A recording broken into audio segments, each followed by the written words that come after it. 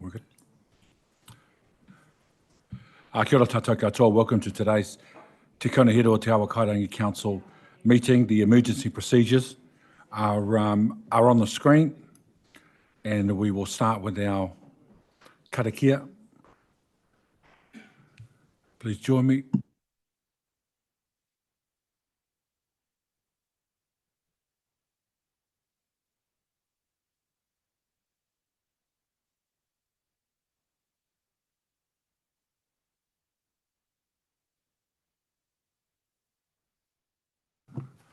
I've received an apology from Councillor Shaw, who is overseas. She sent a statement, and Councillor Ravi is online. Taking in no apologies for... No, it's just only Councillor Shaw. I've moved that motion. I have a seconder. Those in favour, please say aye. Those against, declare that carried. Councillor Barrett. Public comment. We have 5. A former chair of the Eastbourne Community Board, Derek Wilshire.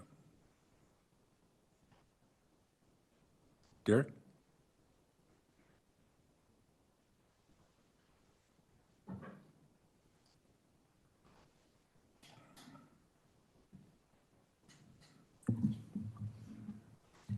Thanks, mate.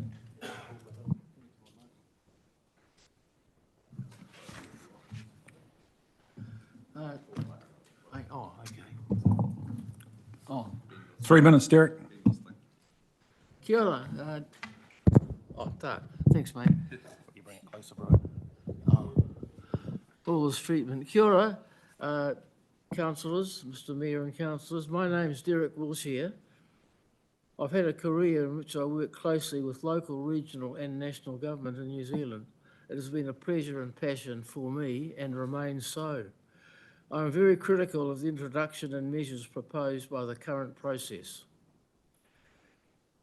It was essential that governance would follow the Planning and Natural Environment Acts to replace the current Resource Management Act. This has not happened, which effectively makes the current task very, very difficult because you don't really know what you're dealing with in law. The Head Start process is constrained by the requirements imposed by this government. The logic of follow the water implicit in the recommended model is strong. Implied in this is the geographic basis of catchments and some current arrangements. The recognition and respect shown for the inclusion of the various and individual iwi is noteworthy and strongly supported. People, infrastructure and history are important too. So there could be some recognition of current boundaries to recognise this with 6 community councils: Central Wellington, Poneke, Lower Hutt, Porirua and North Wellington, perhaps Tawa, Upper Hutt. Sorry. Yeah, I'll just turn it over. Upper Hutt, Kapiti and Wairarapa. Further, I suggest that the chair, in commas I could put mayor, of the Unitary Authority be selected by the members of the Unitary Authority as elected. This has worked very successfully by the Wellington Regional Council, and by doing this, you avert some of the issues that Auckland has had to deal with. I'm very impressed by the quality of work reported in today's paper, and congratulations to the Council, and strongly support the recommendations placed before you today, perhaps with some minor additions and alterations that you could introduce. There isn't much time. Kia ora, and thank you very much. Thank you. Derek, questions? Deputy Mayor Brown and then Councillor Parkin. Thank you, Derek. I have a quick question about, you talked about the elected person in the proposal of the community. I'm sorry, mayor. I'm not hearing that. Can you hear me now, Derek? Oh, yeah. You made mention of the elected chair / community mayor, that it should not be elected, similar to Greater Regional Council. And you talked about Auckland, the local boards there, they're not elected. Is that what you meant? Did you mean the Lord Mayor? What I meant was that Mr. Sir Geoffrey Palmer made the major mistake with naming a Lord Mayor, which completely messed up the whole process in 2014, as far as I'm concerned, and after having spent a lot of time doing it. But that person is an elected member, but the councillors who are elected actually pick their leader. Councillor Parkin. Thank you. Thank you, Derek. Thank you for your enormous contribution. Politics, governance, community and sport over a lifetime. Thank you for your time and your leadership. Tracy Ultra from the Upper Hutt City Council. Go it up.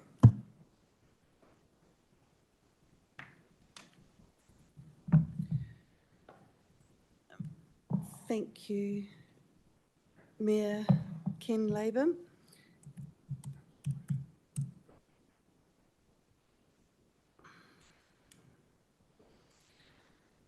Morena, everyone.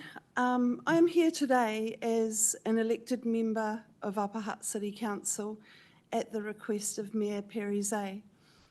I'm speaking in my individual capacity and not on behalf of Upper Hutt City Council. I want to begin by acknowledging the positive working relationships we have with our regional partners. We share many common challenges, and I believe there is real value in continuing to work together and having open, constructive conversations about the future of our region. The Head Start process has provided an opportunity for councils to explore those possibilities together while recognising that each community has its own needs, priorities and aspirations. Upper Hutt City Council will consider the Wellington Region Head Start proposal later today. Each council involved in this process has been entrusted by its own community to carefully consider this significant matter and reach its own decision. Those decisions may not all be the same, and that is an important part of the democratic process. I therefore ask that the decision of each council be respected and accurately reflected in any Head Start proposal that may ultimately be submitted to government. If a regional proposal proceeds, government should receive a clear, accurate account of the positions reached by each council. Our responsibility is ultimately to the communities we each represent. Thank you for the opportunity to speak today and for the ongoing commitment to working together. Questions? Councillor Mitchell. Thank you, Tracy. There's certainly been signals that Upper Hutt don't want to be part of the shared proposal. I know Sorry, I'm having trouble hearing from Oh, sorry. Yeah, there's certainly been signals that perhaps Upper Hutt don't want to be part of this shared proposal, and I know you haven't formally made that decision yet, but I guess if that was the view of Upper Hutt, my question would be, what does Upper Hutt hope to achieve by opting into the backstop process and potentially actually dragging the rest of us into the backstop process as well? I can't preempt what the council will decide today. I think that the current Head Start proposal does look a lot like perhaps what government would propose anyway. It would look quite a lot the same. Just as a follow-up, the government were quite clear when they announced the Head Start program that if councils don't put forward credible proposals, the government will make those decisions. So we potentially have positions from other councils. We already know Kapiti don't want to be part of a Wider Regional 1, nor do Carterton, and if Upper Hutt don't, that leaves us with a fractured region with a hole in the middle.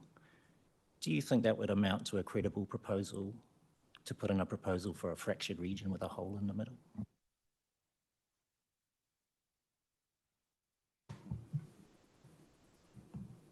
That would be up to each individual council to discuss, and if we were fragmented, as you say, we'd probably have to discuss things again and see what other options could be put on the table. I can't speak for Kapiti or Carterton, yeah, so I don't know their reasonings. So, yeah, I think, yeah, we should all just keep an open mind and work with what we've got.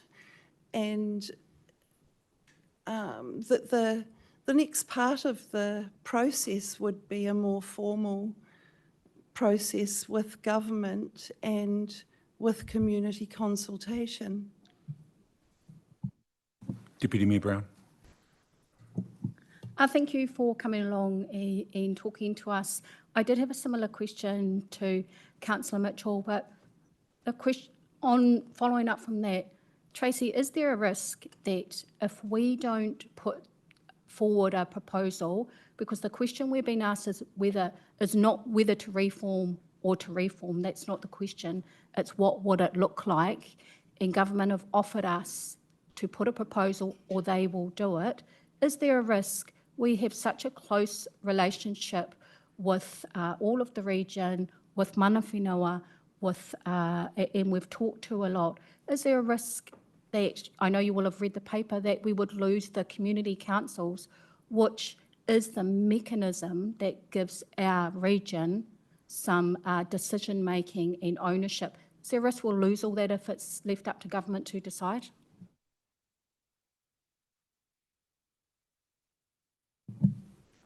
I haven't seen what the government would plan to do. I don't think any of us have seen what the So do you think that's a backstop- risk that we Oh, there's absolutely a risk. don't do anything Yeah, and let there's- government decide as they did with water? Well, there's a risk to every decision we make, I guess. Whatever the government decide to do won't be, I just don't think it will be much different to what the proposal currently says. Yeah. Thank you. Thank you, Tracy. Good luck with your meeting this afternoon. Lawrence Smith.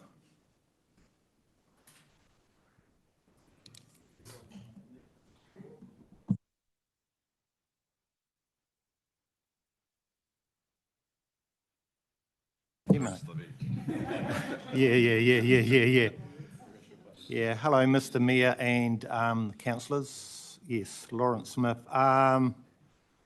My views are, I was here for the last amalgamation, so I'm quite old, and roughly Wainui got screwed. And the model that I like at the moment is Kapiti Council. They run in-house, and they're not actually subject to what's happening here. And my concerns are that we shouldn't go with Wellington because they have too much debt. I believe that a good model would be Upper Hutt and Lower Hutt, because it's still Lower Hutt and Upper Hutt, not Hutt City and whatever, because we use the same facilities, the tip, the sewer treatment plant, and so we are united. And do we need the rest of them? Hell no. I mean, Wellington can go with Pairua, and we maybe go with Carterton. But my thing is that roughly the two councils should stick together because we have, like, we've got the tip, the sewer system, and oh god, lots of other stuff. So that's how I'd like it to stay. But and if you're going to ask me a question, ask me in layman's terms. Don't go blah blah blah blah, because I'll go, what the hell are you talking about? Cool. Thank you. Thank you, Lawrence. Councillor Parkin.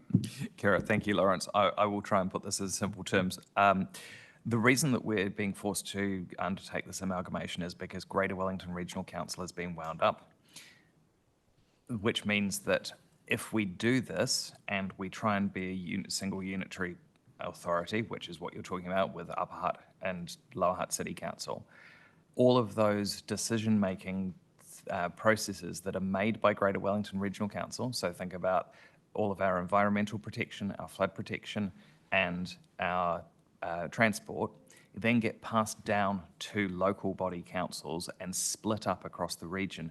Do you think that's a good idea? The regional council stuff, I agree with, because I actually do work for the regional council, planting and all that stuff. So that's excellent. My view is still the same, that I just wish these two councils to amalgamate. And we don't know what's going to happen when Labor gets in, you know, and they are getting in. Okay, that's a given. Thank you, Lawrence. Thank you for coming and thank you for your contribution. Very thoughtful. One more thing, Ken, your boy's doing very good in league. Hey, Up the wires. and you were a good league player, mate, and a good centre, and the Thank girls you. are doing good too. Hey, I'm an so old you man get a now. pat on the back I'm for an old that. man now, mate. Thank you. hey, cool. Right. All right, let's turn that off. It's a lot, Lawrence. Lawrence, you come back anytime, brother. Yeah, you are. Dick Weary.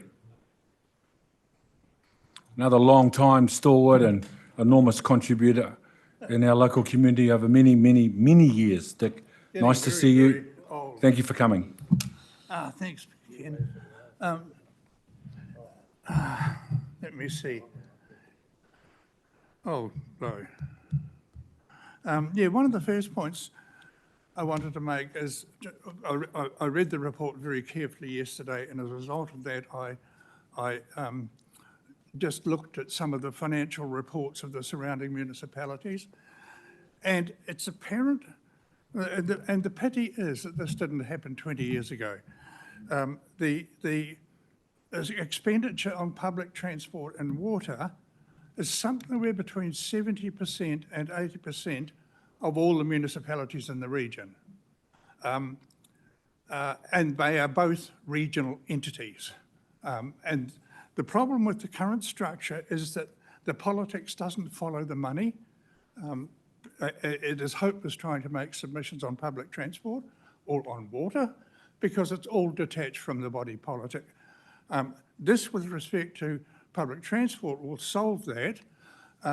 With respect to water, and I don't know if any of you have come across Max Rashbrook's book on government for the public good, where he scrutinises water delivery structures in Europe.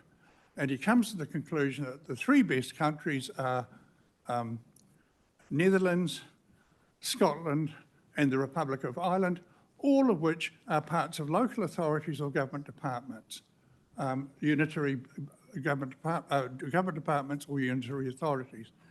And that evidence is absolutely crystal clear. And it is a pity that we now have Te Aka Wai, which I make this plea that perhaps one day in the future it could be brought in-house with direct political involvement, because we know and all the evidence suggests that that's the best way to run it. There's absolutely no doubt about that. Now, I think I might have nearly finished, but I've lost my track. The other point is that Wellington City has significant investment income. It's something like 50 million a year, which on the cost of money, I suppose, supports about $1 billion in borrowing. So it's important to note that any criticisms of Wellington City's debt should be held in the paint that the investment returns are contributing to the payment of that, and that huge investments will have to be shared with the region, and that's going to be good for us. Secondly, I think, I'll blast this thing. Secondly, we'll be sharing the huge commercial rump of rates which are present in Wellington. And I'm surprised that Wellington isn't angry about all this and saying, look, we want to stick where we are, because if anything has a commercial interest in not proceeding, it is obviously Wellington, because I think in the long run, our rates will go down in relation to Wellington. They're actually currently less in Wellington now than they are in the Hutt for at least 75% of the properties, although it does vary a bit with the high valued properties in Lower Hutt are much more expensive than higher valued properties in Wellington. They're much more expensive. Here they're much cheaper, but 3/4 of the houses in Wellington, if they were to adopt the same rating system as the Hutt City, would have a drop in rates. Now that's all going to be merged, and I think it's going to be merged to our advantage. The Wairarapa is going to have a $20 to $30 million shortfall in its funding if it doesn't join in. We're waiting for Dame Fran Weil to make her position clear, which she hasn't yet, but I suspect that she'll be persuaded to support the issue, since she drove the previous one that included the Wairarapa. As far as the Kapiti Coast is concerned, I mean, they have water assets that are undeveloped. We have 3 catchments area. The Waikanae catchment, which was actually built by the Regional Council many years ago, and there is also the Otaki catchment. It would be a simple and cheap matter to actually include that water connection into the bulk water system of the Wellington region, and that's totally irrelevant. Dick, and I think Dick, your time's up. I think I've finished. Thank you very much. Thanks. There's Oh, Deputy Mayor Brown's got a question for you, Dick. no. Thank you, Dick, for that very in-depth analysis. Always very helpful for us. Dick, you heard the councillor from our neighbour talk about that there's possibility they've got their vote, so we can't preempt it, but that they may prefer to let the government decide on what's your thoughts on that after reading our reports? Oh, sorry. The report is very convincing. I suspect that the government will come down on the side of the report for us today. I suspect that it will. I don't see how anyone can reasonably be excluded from it, but who knows? Yeah. Thank you. All right. Thank you, Dick. And I'll just take this opportunity also to acknowledge Murray Gibbons in the room with Murray, Dick and Derek all in the room. There's enormous years of service and leadership to our city, and the influence that the 3 of you collectively have had across our city over nearly a generation is fantastic. So I just want to acknowledge that and thank you, all 3 of you, for being here. Our final speaker, Christine Loweth. Is that right? Loweth? Lower.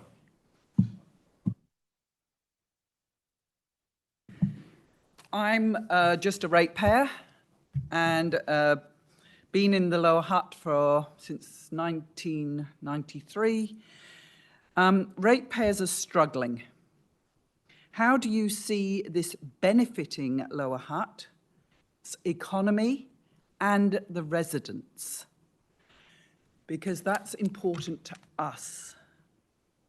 We're struggling to pay bills. We're struggling at the end of the day to put food on the table, put heat in the rooms. How is this going to benefit each of us? That was my statement. Ratepayers. Oh, and I wanted to start with, sow the seeds of courage.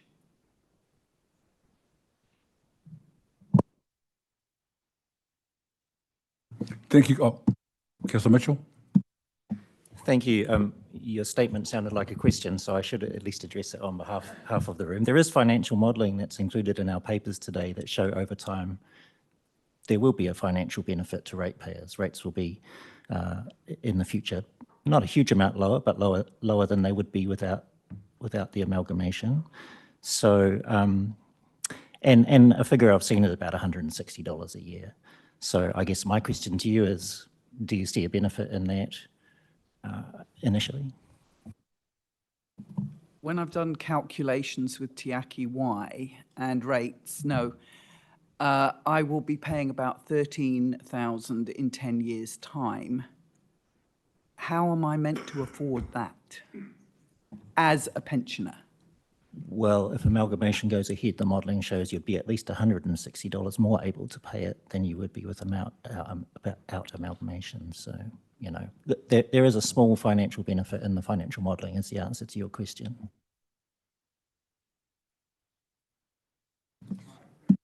I mean, I'm just talking on behalf of most of the ratepayers who are really struggling.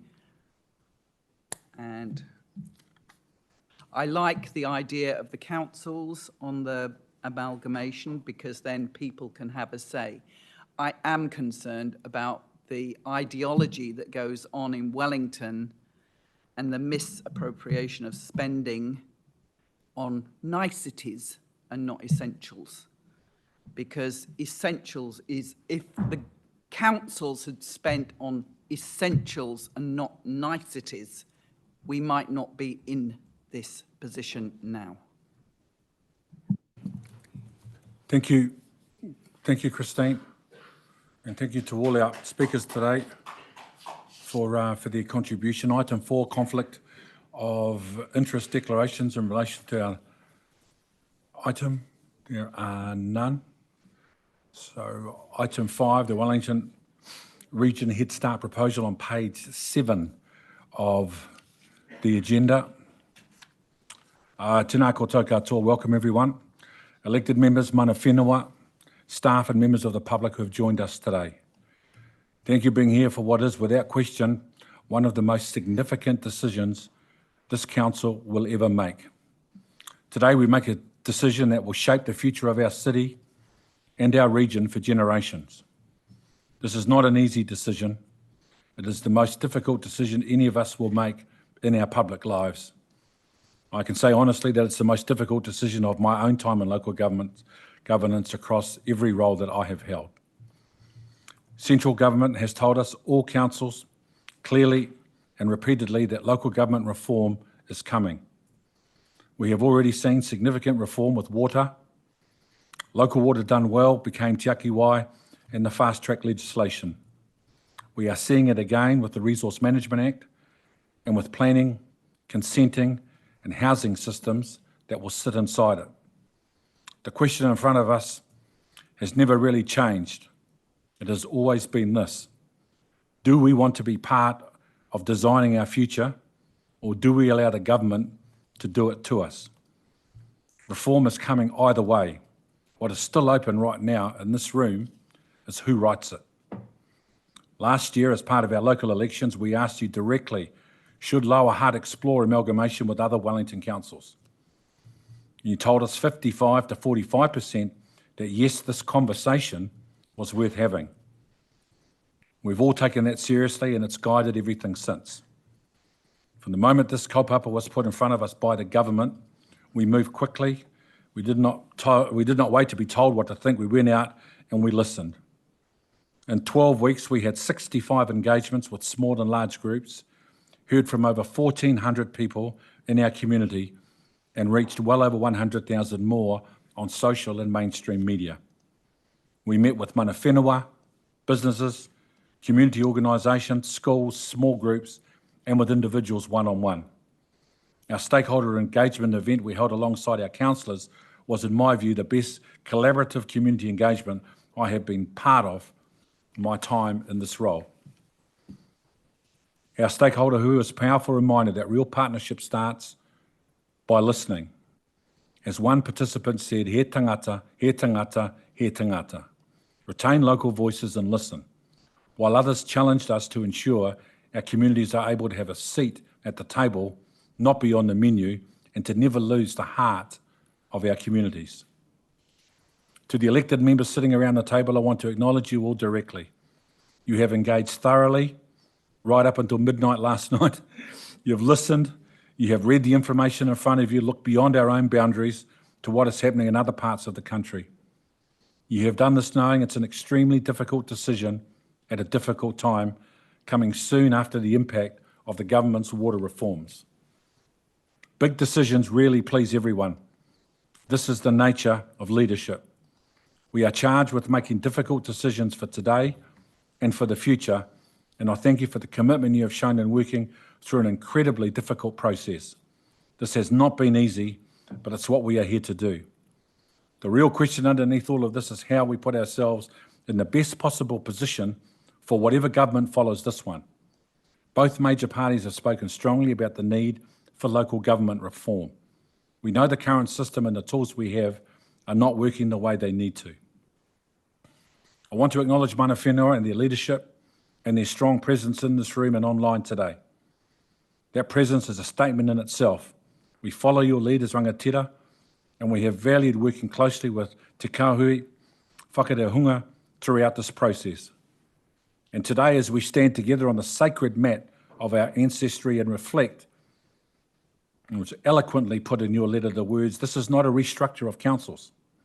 It is a rare chance to build something new and to build it well. The decision in front of us are mokopuna decisions. The people who will live longest inside what we choose are not yet in any of our rooms.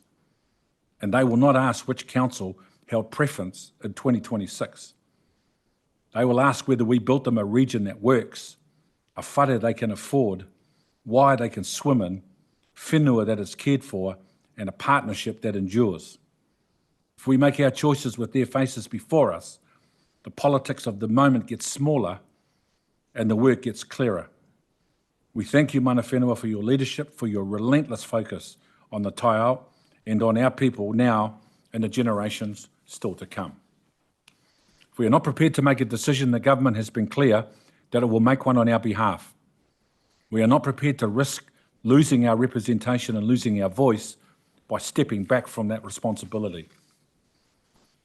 This must sit on the principle of subsidiarity. Local decisions where local matters most, regional decisions where regional scale counts. The question that was put to us was never should we amalgamate or not. The question was always whether we wanted to help shape the answer or have it handed to us. I want to reaffirm how important it has been to work collaboratively across the region, engaging with our communities together right from the very start of this process. That collective approach has strengthened everything we have brought to this table. We have worked very hard to keep this process a bottom-up approach and that decisions are still kept close to those they affect. We know that community councils fulfil that, and the very many critical partnerships like local iwi, Chamber of Commerce and others are kept at local level. Our future depends on that. Today we decide whether we help with the next chapter of local government in this region or whether it's written for us. I believe in a future shaped by the people who live here, not one imposed from outside. Let's hold that courage today to hold the pen. Kia ora. I'd now invite Councillor Tonga Grant to read a statement on behalf of Councillor Shaw. My sincere apologies for not being present at this very important decision on amalgamation. Unfortunately, when I planned my bucket list trip to Vietnam in January of this year, there was no indication of extensive talks on amalgamation at that time. I would like to sincerely thank officers for the mahi they have undertaken to present us with the credible regional proposal that is fit for purpose for our city, that enables a clear community voice to be heard. I support the Head Start proposal to move us into the next round of talks with central government. I also commend Mayor Ken Laban and my fellow councillors who have diligently gone out to our community to consult as widely and frequently as possible so that our residents have had an opportunity to have their say. Thank you. Kia ora. Thank you. I'd now like to invite Kura Moeahu, Chair of Te Rongonui o Tatiawa. Kia ora rangatira. Tēnā koutou. Just one comment, that whatever that decision may be, the importance that mana whenua must continue to play in the future direction of the council.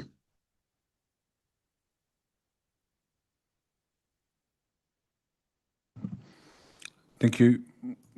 Could Liz Mellish, Chair of Wellington Tents Trust, online because the rumatakas are closed. Kia ora. Kia ora, Ken. Kia ora, councillors. The first thing I'd like to say is thank you for the opportunity to speak today. I have great faith in the councillors of Hutt City Council. I have talked with you all over the years and know that you have the vision and the ability to make a good decision for the Valley. What I will say is that I have been talking to leaders around the motu on this matter, and we have a model. It was called Aratahi that was developed in the 90s with the advent of the RMA, and that brought all the leaders together, and we met regularly and advised regional council and in fact helped develop their district plans collaboratively.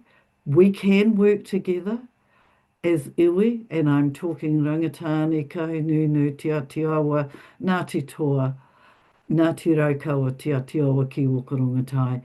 And we did that effectively and well.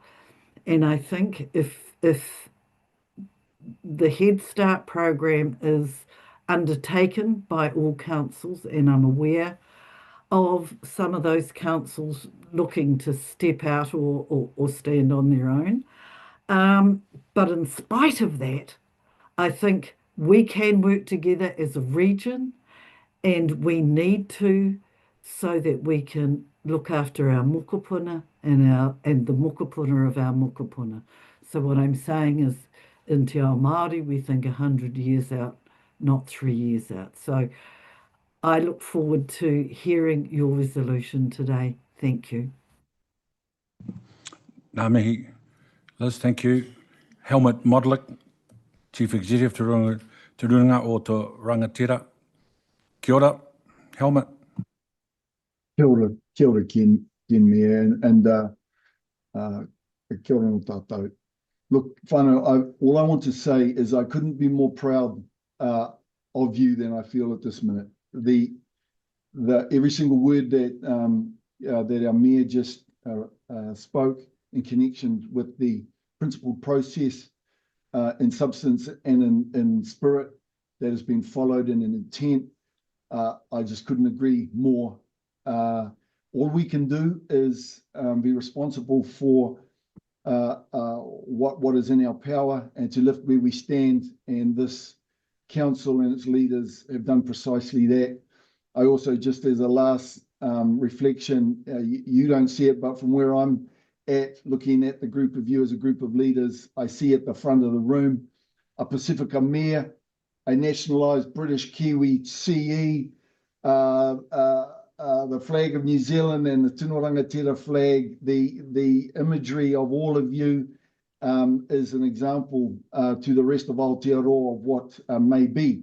And so I couldn't be more grateful and respectful of, as I say, the substance and spirit of what you've done to try to conceive in action something that is to the benefit of our city, of our region, and of our nation. So mihi atu anō ki a tātou katoa e hoa, kia kahara. Kia ora, thank you. Kia ora, ngā mihi. Helmut, and ngā karapoki tapu. As part of the mayoral form and te kāhui, whakareo hunga. Kia ora tātou. Tuatahi ake karere atu ngā mihi kia koe te koro matua, Ken. Nei rā ka karere atu ngā mihi kia koe o te anō rā ki ngā rangatira. Uncle Kura, Uncle Helmut, and of course Auntie Liz. Ka tuku atu rā ngā mihi ki koutou I tēnei ata. And councillors, it's lovely to be back in this space again with you all. I just wanted to start by acknowledging the work that has been done in what can only be stated as an imperfect process. And we know as mana whenua what imperfect processes look like, because quite often we get dragged into them. I just wanted to acknowledge the upfrontness that Mayor Laban and other mayors of the region have been with respect of their interactions with the Kāhui, with our collective, attending meetings on weekends, providing and creating space for us in this whole process. Over this past few months, it has shown how we can actually work together at pace with a focus on our mokopuna, on our taiao, and on our future. So it's quite heartening to be here with you all today. The Kāhui, our collective of iwi, as has been noted by Auntie Liz, provided the mayors a letter last week which set out where we are. And I think the letter says it all. One thing that I want to press on, though, is each iwi has their own rangatiratanga, but that doesn't mean that we do not believe in kotahitanga. We ultimately and wholeheartedly do believe in kotahitanga, and that every council and every iwi will have their own views on what this process might look like. One of the things that we're looking at is how we position ourselves in the next phase. We've been quite clear that we do not want to be in a situation where we are not holding the pen alongside councils. That is an unacceptable position to be in. We know what it is like to be on the menu and not at the table. So for us, it's incredibly important that we're at the table working alongside you, our council partners, our mana whenua, our treaty partners. The other thing that I just also wanted to raise, and it is a matter that we'll be having a discussion with our working group today, is this matter around a referendum. And it was raised at the regional council. And I just wanted to lay this point down with council that our democracy is founded upon the signing of a treaty. I don't want to be in a situation, or I don't think we want to be in a situation where our democracy is weaponized against the very foundation of this nation. So for me, it's important that if the councils who put that resolution forward, I think it's important that the leadership around this table communicates that message firmly and strongly, and that in any situation that the mana whenua relationship, the treaty-bound relationship, is held firmly, strongly, and is appropriately armoured against situations where polls and referendums can be politicised towards or against the aspirations and, the intent of our treaty. So I just wanted to put that there. It's not to say that I do not believe in referendums. I just want to ensure that we protect ourselves and that the treaty is upheld in every component of it. So with that, ka tuku atu rā ngā mihi ki koutou. Thank you for taking the leadership, being leaders of our city, and looking towards our mokopuna who are not here yet. That's ultimately where our focus must be. So, kia ora mai rā tātou. Kia ora, Kara. Just, anybody have any questions for Kara or our mana whenua representation that are online today? There are none. Thank you. Kara and Helmut, Kura and Liz online. Thank you very much for the enormous contribution you've made, not only on this, but on other issues as well that impact and affect the thousands of whānau that we touch and influence every day. Kia ora. Joe, we're in your hands. Kia ora, Mr. Mayor. I'm very proud to be a naturalised Kiwi or a Skiwi, as they say, Helmut, a Scouse Kiwi. It's a privilege to call this place home, so thank you for that acknowledgement. Just before I go into the report, I want to share a whakatauki from our Tumuaki Māori that I've had in my head the whole time as I've worked with chief executives, and it's this: Toa whaia te tipu anuku takaia na here e ahu ai kai ti toi o ngā rangi. From the strength of our land, our communities and our people, we step into the future together. That has guided our mai mahi with others. So the report before you is a culmination of many, many, many months of work. The Head Start proposal was announced on the 5th of May this year, just a few months ago. On the 8th of May was the first mayoral forum. On the 9th of May, Saturday morning, the chairs met with the mayor downstairs, and we very quickly were clear that we needed to engage all elected members, not in a sort of typical form follows function type approach to things, but what are the things that really matter if change is coming? What do we need to hold on to? And so you'll recall elected members, mana whānau reps, Helmut was there. We met in the Dowse on the 22nd of May to really begin to shape that process, a process that, as has been acknowledged, is imperfect, both in terms of how the government have run that and indeed how we've had to take part in that as a region. But you were very clear from the start that what mattered were the principles of design.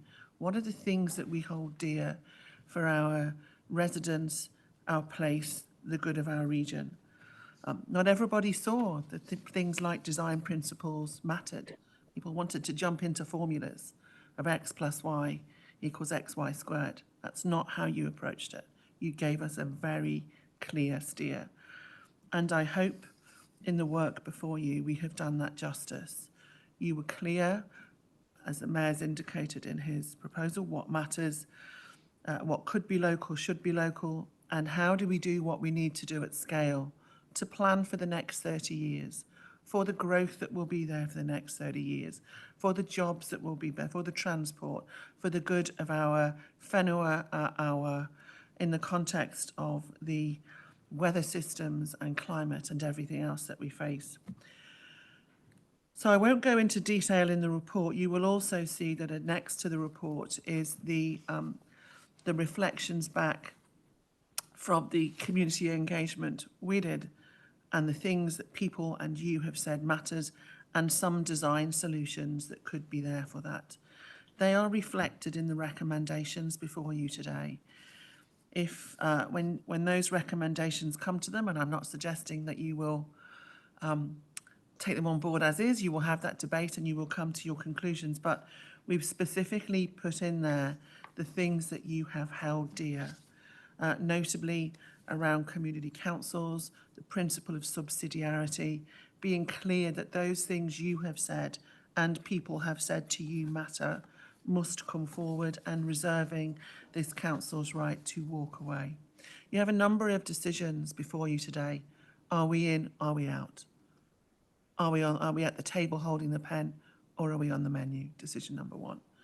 Decision number two then is, what should we put forward as a proposal? And you will see in the report that the independent work of Martin Jenkins, acting on behalf of all the councils, recommends a single unitary as the most likely to fit the government's criteria for assessing Head Start.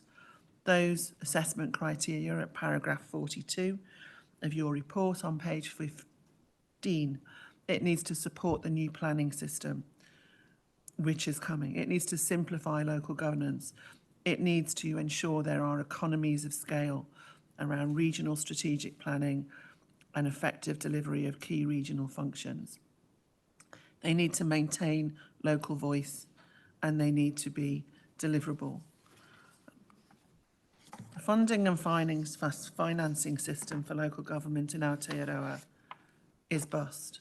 We all know that. And if anybody thinks that amalgamation will solve that, they are deluded. It is a step in the process, as Councillor Mitchell indicated. It is likely to make things less worse than they otherwise would be, put my teeth in. But it isn't going to be the answer to the very real hardships that our households face every day, as indicated by one of our speakers earlier. What it does do, we suggest, is enable you to, at scale, argue with government, negotiate with government, talk to government about what is needed for the good of this region. Our CFO, who's now left, Jenny, gave you some advice. You had a very detailed briefing around the finances. I'm desperately hoping none of you are going to challenge me in detail about those, because you may find me somewhat lacking. However, the high-level analysis, and of course there are underlying assumptions, did indicate some key financial benefits to a single unitary. They are not massive, but it talked about rates being less than they otherwise would be over 25 years. More importantly, improved financial resilience and reduced vulnerability to shocks. The analysis broadly showed that the larger the configuration of councils coming together, then the larger the benefits will be. And conversely, the fewer councils that come together, the fewer benefits there will be. However, I wouldn't want to say, as I say, that amalgamation solves the problems that our households face every day. In relation to the amended recommendations that are put forward, there are a set of regional recommendations, but we have strengthened those to include your specific requirements around community councils and voice. A strong noting that Mana Whenua representation and Māori representation, and they are different, are contained at every level within communities, within what happens locally and what happens regionally in whatever the government decide. That in relation to some of the safeguards you would like for proposed governance, for example, around making sure that no one population block can outvote another, that you require these to be dealt with at the detailed design phase.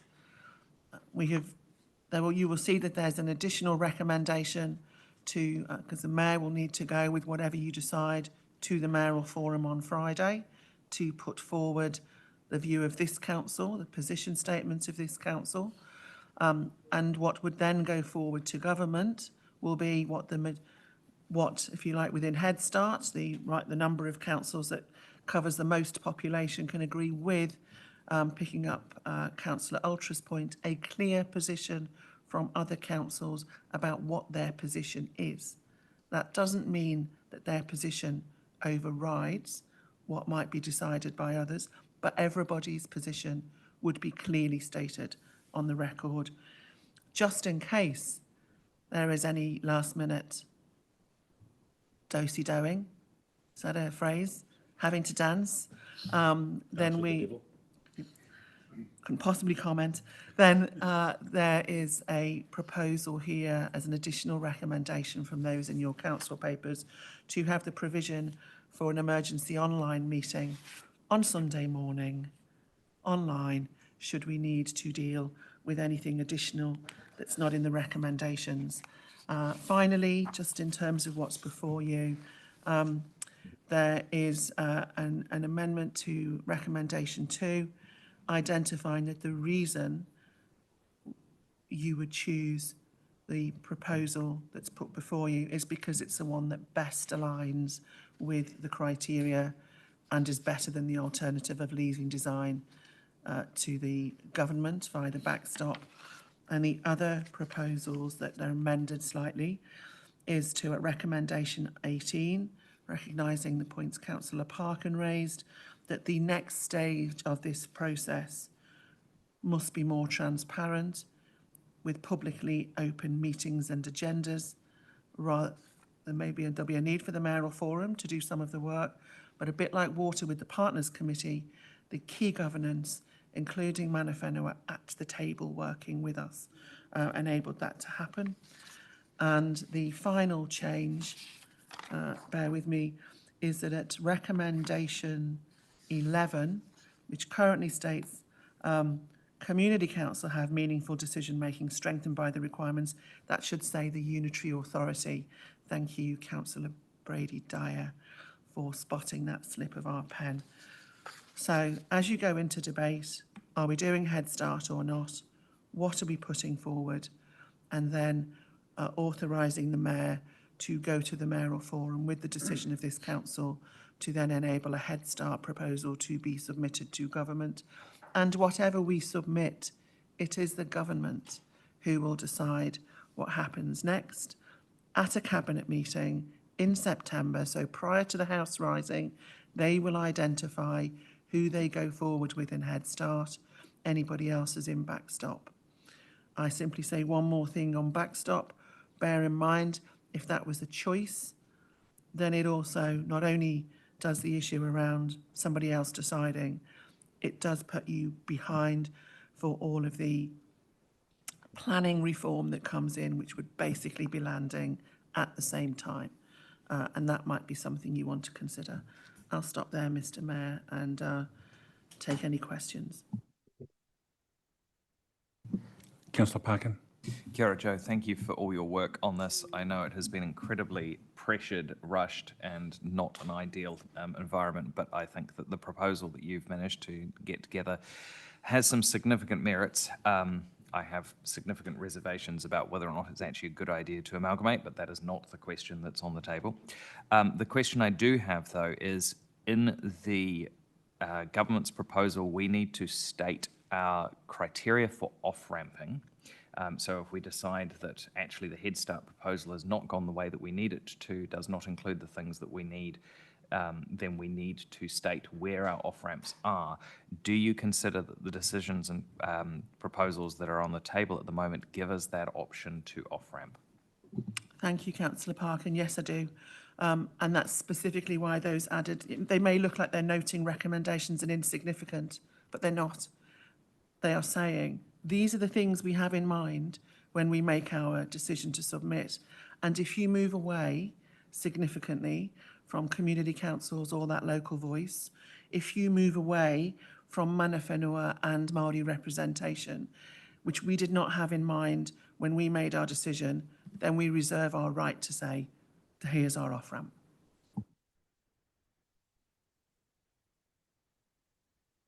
Councillor Dyer. Sorry, just to follow up on that. So will the noting recommendations actually make their way into the Head Start proposal that gets signed off this weekend that goes to the government? They will make our way into a position statement. So our position statement, which we will craft after this meeting, and the Mayor would submit to the Mayoral Forum, would reflect these recommendations. But yes, the decisions of each council will be there. So we would say, if you choose to take part, if you choose to go with the recommendation that is there around choosing that unitary, we would say that the reasons why we support it, what we think is important in it, and what matters to us moving forward, and effectively putting those reserve rights in there. But it might not be in the form of the minute, Councillor Dyer, it might be in the form of a position statement. But rest assured it will contain those matters.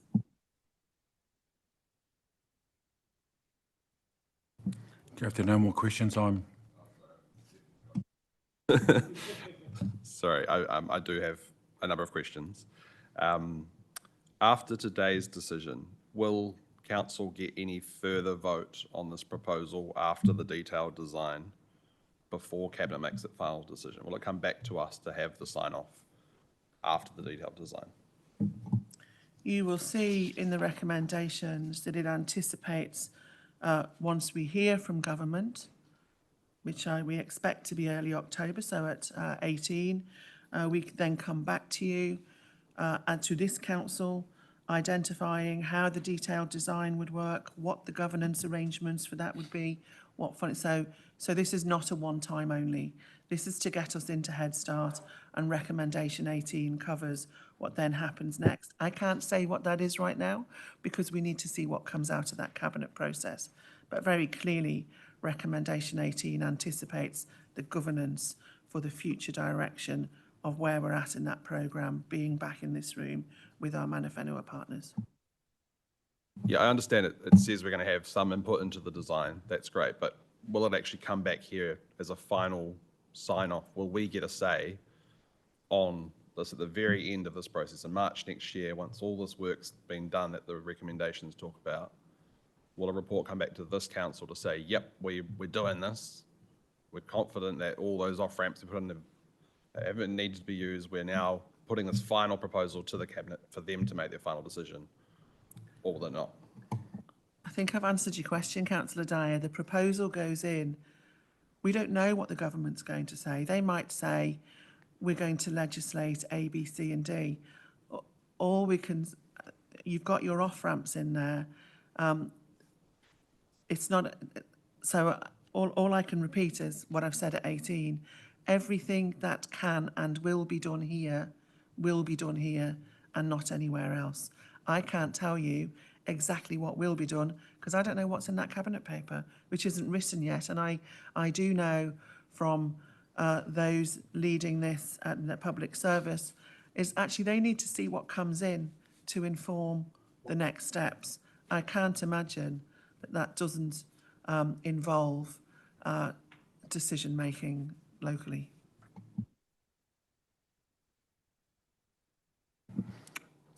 I'm going to move with the recommendations. Sorry, Ken, I've still got some more questions. You said at the start of this, Ken, that this is the biggest decision we're ever going to make, the hardest decision ever made. Decision we're making today will shape our city for decades ahead. I've got some questions around the significant ratings that are in the table on page 32. It says there's no immediate financial consequences of this decision. It says there's no ownership transfer, no service levels will be altered, but it also ranks reversibility as medium to high, meaning that once we've made this decision, it'll be near impossible to go back on it. So if we may not be able to withdraw, then service changes and asset transfers and financial consequences aren't separate future decisions. They're consequences of the decision we're making right now. So how can a decision that be rated difficult to get out of and its consequences rated not applicable kind of apply at the same time? Are these questions, point of Yeah, order, that's a are these question. questions or are these comments? That's a question. How Because can we the were asked decision to be... email through questions. We were asked to email through amendments. This is an amendment, it's a question. How can a decision be rated difficult to reverse? Its consequences rated not applicable at the same time. I can answer that question, Councillor Dyer. Our legal advisors, Brad's in the room, our policy advisors have looked at our significance and engagement policy, as have other councils. The decision you are taking today is, are we in Head Start or not? Do we submit a proposal or not? And they are the decisions that come out in the context of that significance and engagements policy as to where it is. The next set of decisions are for the government, and then they come back here as per recommendation 18, and that will then take us through those next steps. So I'm not going to speak for our lawyer, and I'm happy for you to hear from Brad Barrett, but as an officer corps, you may have your own view of it, but we are confident that in relation to, are we in or out of Head Start? Are we putting a proposal in? Do we authorise the Mayor to go to the Mayoral Forum? That meets a significance and engagement as per it's identified in the reports. Okay. A couple more I've got. Paragraph 110 in the report says the Local Government Act requires us to identify and assess all reasonable, practicable options, and the options presented are limited by criteria set by the government policy announcement. So my question is, what basis does a policy announcement by the government with no legislation behind it actually narrow our statutory duty of the LGA? We've had independent legal advice through LGNZ that has kind of said, no, it doesn't. So my question is, how can the government putting out a policy announcement actually require us not to follow the law that we're governed by?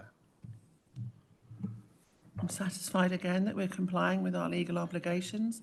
The government have put out a policy position, simplifying local government, inviting councils to take part in Head Start. Are you in or are you out? Do you want to? Governments ask people to take part in things all the time without legislation, like funding rounds, like various different things to be a pilot at something. This is not unusual, and that's what we're doing here. And in terms of the process we've gone through, people might say, why aren't there 20 different versions of a proposal before you? And you will see within the Martin Jenkins proposal that these are the ones that have been put forward for consideration that best meet the criteria that the government have set out in their policy proposal, which then it then comes to legislation. Later on, we will need to do everything we need to do to comply with the Local Government Act. Okay, and then one final question. I understand Martin Jenkins only looked at those three models. Why didn't we at Hutt City look at a standalone Hutt Valley unitary? The government policy direction said it would require a minimum of 2 TAs coming together. It would satisfy that.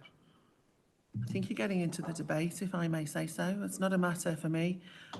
Head Start says, you've all read the guidance, you've seen it, you've been briefed on it. It says preferably 1, up to 3, where it's really complicated.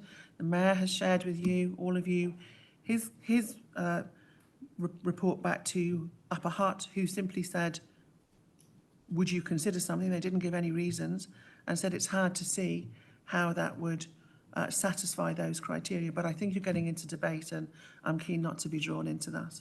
Thank you. We'll put those recommendations, please. Okay, I will move.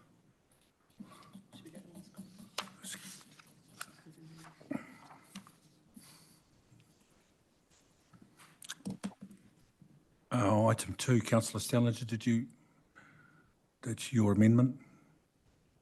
I think you're going to settle them as a whole, but it may well be that you want people to explain whether they're, if you so wish. Okay. Is there a seconder? Councillor Edwards? You wish to speak? Thank you. Firstly, I guess to state what is bleedingly obvious to all of us, this has been a frustrating and rushed process. We haven't had sufficient time to get our residents sufficiently engaged in this, although very great efforts have been made to get them on board. And we haven't really had enough time to adequately research all the financial and other ramifications, but it is what it is. Secondly, as also been pointed out, we are not here today debating the merits of amalgamating. The proposition today is, do we take part in shaping our future by going into Head Start or going into backstop and having the government call the shots, perhaps without all the guardrails around representation and some of these other protections that we want in. Do or be done to, so I'm voting to do. Hats off to Ken and Kerry in particular, but also Joe for leading us on this and quite frankly getting a proposal in front of the region's councils that is in far better shape than it otherwise might have been had it been left to others. I've said all along in this debate that I'm not averse to the Wairarapa councils being their own unitary if that's what those councils and residents on the other side of the Rimatakas want. It makes sense to me. It's a different catchment from ours. It's predominantly rural, has different needs and priorities in many respects to our own. So in my opinion, Ken deserves the flexibility if that comes up as an issue on Friday in the mayoral forum and that there's an altered regional proposal that would allow Wairarapa to go it alone, he should be able to agree to that, in my opinion. Kapiti going it alone, for me, is different to Kapiti or Upper Hutt.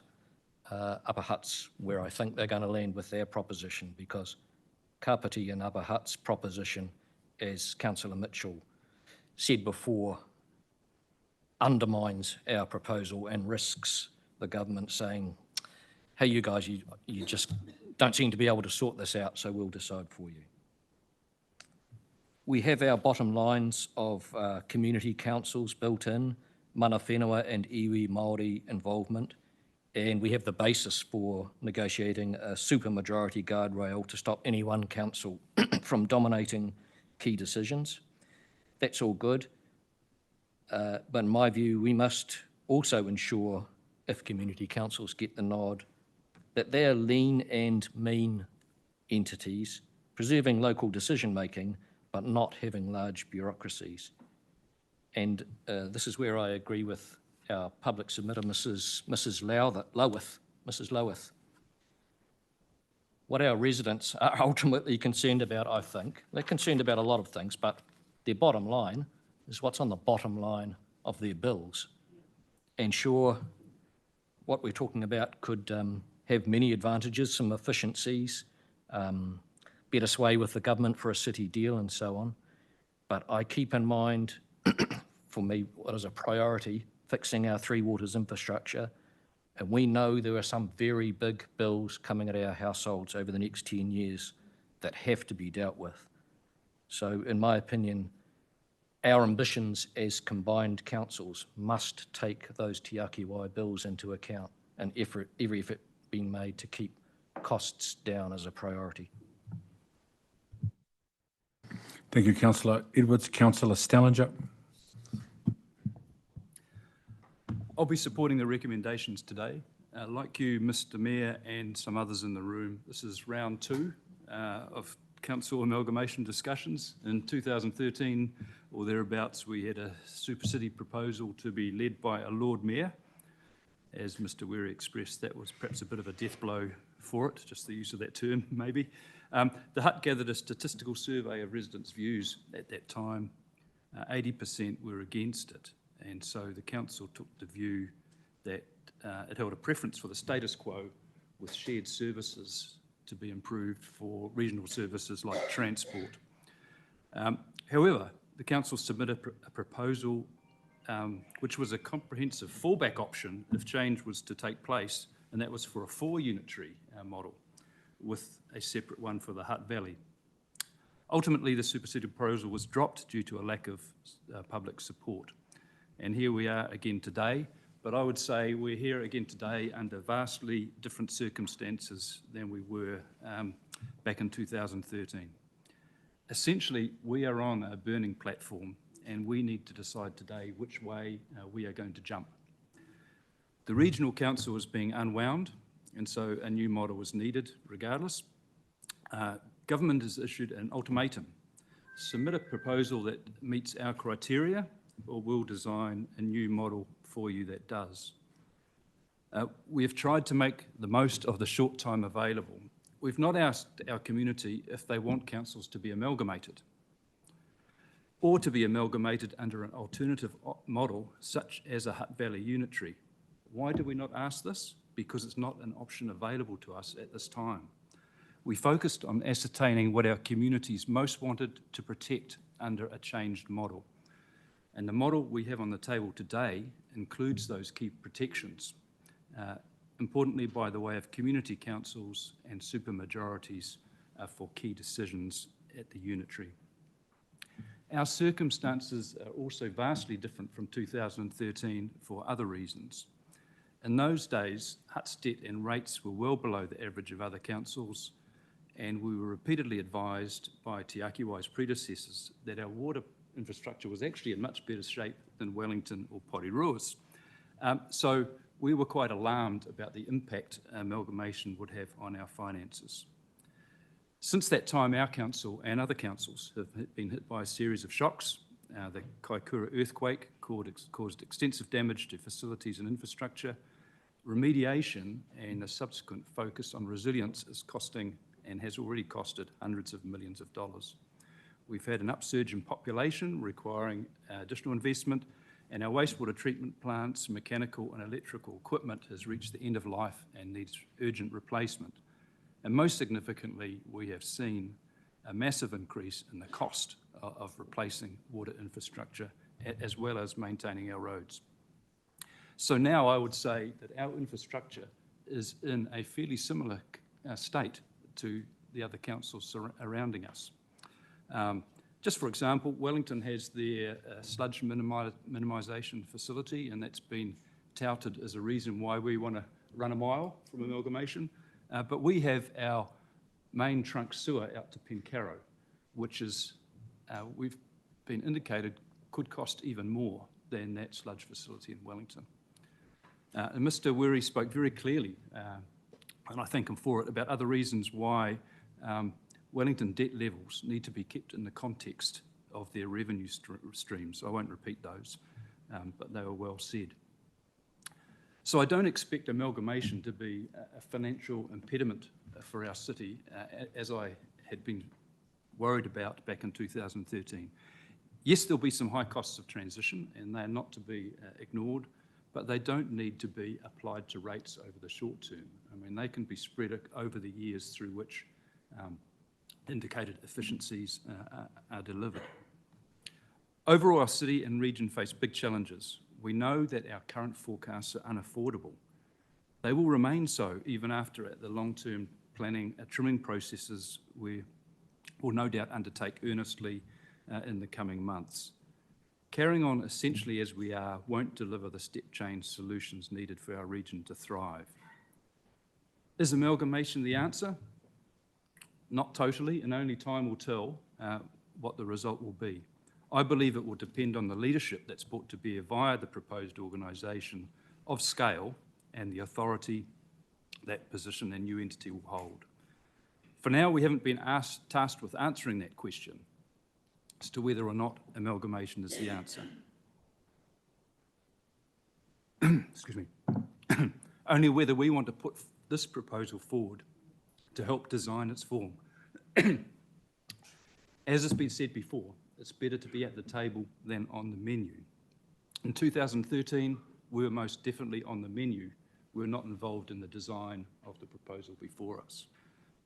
This time we are, and we're in a much better position under these recommendations. So repeating, I will be supporting them. Thank you, Councillor Stellinger. Councillor Ravi, then Councillor Barrett. Thank you, Mayor. I want to be clear that I support local government reform. 78 councils for a population of 5.4 million is difficult to justify, and I support participating in the Head Start process so we can help shape our own future. However, I do not support putting forward only one governance model. My concern is that we are making this decision based on assumptions and uncertainty rather than complete information. We are often told that if we do not act now, the government will decide for us through the backstop process. Yet none of us knows exactly what that process will involve or what options the government may ultimately consider.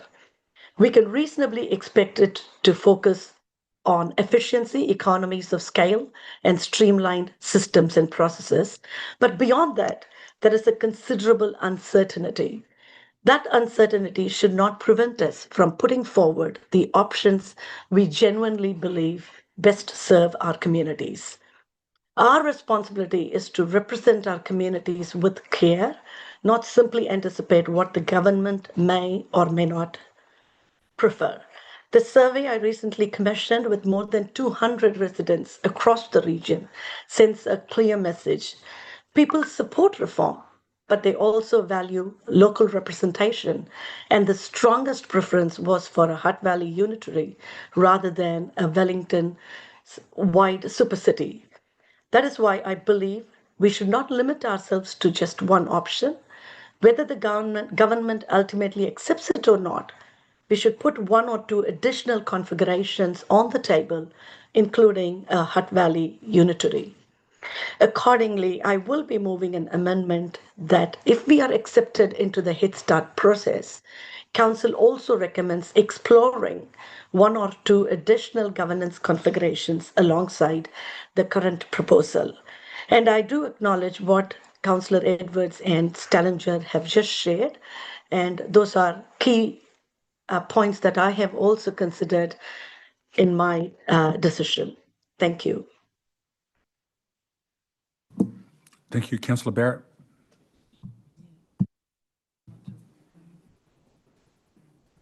Should do the amendment at the end of the debate, or?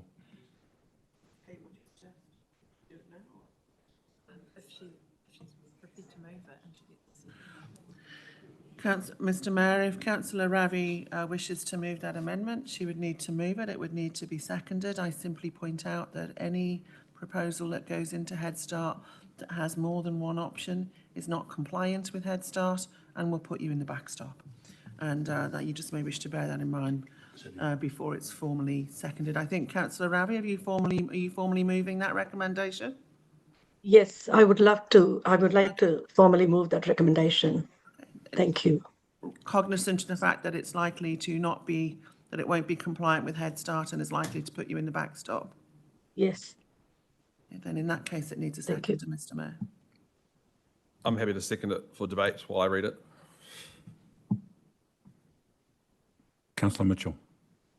Yeah, and I'm happy to open debate, just with a very simple observation that I have shared before, that during LGNZ's program of informing us all about the Head Start proposals, and I thank LGNZ for organising all of those webinars. There was one by the officer who was running the Head Start process within what was then DIA, and they've already changed their name. However, he was very clear that the Head Start process is for councils who have made their minds up. It's an opportunity for councils who have decided what they want to do to put a proposal forward and get on with it. He was also very clear that any proposal that indicated that councils had not made their minds up would go straight into the backstop process. And as you said, Joe, it's, technically, it would be not considered non-compliant because those councils haven't made their mind up about their way forward. Therefore, they are not ready to proceed through the Head Start.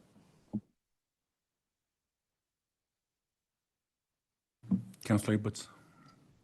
Look, there's a lot that would be attractive of a Hutt Valley Council. If we were going to do it, we should have done it years and years ago, and I used to write editorials when I was at the Hutt News saying exactly that thing. But we're in a different ball game now, and just reading straight from the government's Head Start guidance, more than one unitary authority in a region is only likely to be approved if the region is large and has more complex issues. I think they're talking about the likes of Canterbury's and Waikato's there, which are more complex than ours. But more importantly, the proposal clearly meets the criteria and doesn't lead to fragmentation of key regional functions where collaboration is required, such as catchment management, and I would add public transport. Would a Hutt Valley unitary start running trains, start running buses, or would it have to go into a CCO with the other unitaries in our area? An option that Penny Hulse, who have got a lot of time for, and most recently Wayne Brown, have decided against and warned against. So I think much as it would be in our comfort zone to stick with what we know and just have a Hutt Valley Council, I don't think it just doesn't meet the government criteria, and we're torpedoing our own prospects of having something that we can live with an amalgamated unitary. Councillor Lewis. Wrong one. I'd just like to speak to Councillor Prabha, through you, Mr Chair, just to thank her for putting forward the option, and because she has listened to the community she surveyed. And the biggest thing that I found when going out with the other councillors to listen to what the people said and following all the engagement this council did so well was once they understood what we had to go through and the steps, it was tighter than, you were squeezed down a channel that you had to go. And this is what we're doing now to make a decision. So, but I just want to say, Prabha, good on you for bringing it forward and listening, but I won't be able to support your motion. Councillor Dyer. Thank you. I am slightly frustrated that we didn't consider a Hutt Valley option and it was never modelled as I asked in the questions. The own act that governs us requires us to identify and assess all reasonable, practical options. And I think most reasonable people in the Hutt Valley would say, considering at least the two councils coming together, would definitely fall under that category. Just because the government has made a policy announcement, for me, doesn't overrule the fact we have a law that says we should consider all the options. And I think what's making this decision really hard is that we don't have a number of options in front of us. We kind of have one. And it's really hard to say that's the best model for our residents. It's probably on its merits, probably a good-ish proposal for the region. But we were elected by our city, and there's nothing in front of me that really tells us that this is a win for Hutt Valley. And it's hard because we don't have those comparisons of what a whole Hutt Valley option would look like. On the flip side, I completely understand that this may put us down the back route stop if the government doesn't accept it, but that's up to the government. We can put it into our Head Start proposal that we're going to. The priority is one proposal, but if Wairarapa votes today that they want to go at it separate, then that's two unitaries already. We've voted for the opposite thing for them. If Kapiti votes that they want their own unitary, then what we're proposing today doesn't align with them. If we lock ourselves into one unitary today and in the Head Start proposal, that may not be what is on the table by the end of this week because we are one of the first councils going first. So I'm happy to support this going in. How the mayors deal with it on the weekend is up to them. And how the government deals with that when it gets to them is up to them. The amendment was putting in a Hutt Valley proposal alongside. Into our Head Start Yes. application, So the having mayors two will- options in there, not the mayor's deciding and putting in The one. mayors will decide what's the Head Start process this weekend. So it's asking them to put this in there. And then it's on the government. If they look at it and say, you've now provided two models for your proposal, it's backstop. That's on them. Well, that would be on us, actually. Well, it's them making the decision. I don't think we can choose option that is in front of us without having considered what a Hutt Valley unitary would look like. If we are separating into separate unitaries, if Wairarapa is separate, if Kapiti is separate, there is going to have to be some new regional entity that does public transport. Everyone would agree that public transport should be done regionally, but if Wairarapa is going at it alone, there will have to be a regional thing. We're not stopping the trains at Featherston and changing the branding on the trains and collecting different Yeah, tickets and toll Councillor gates Dole, and we're other things. digressing. Can we put the amended motion on the screen, which has been moved and seconded? All those in favour? Those against? No. Do we need division?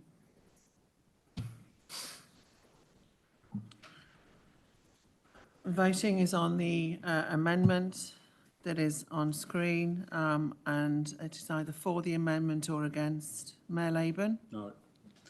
Against Deputy Mayor Brown?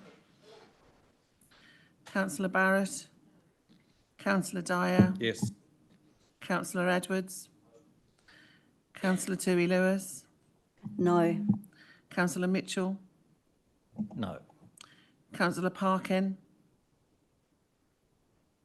No. Councillor Puketapu? No. Councillor Ravi? Yes. Councillor Stallinger? No.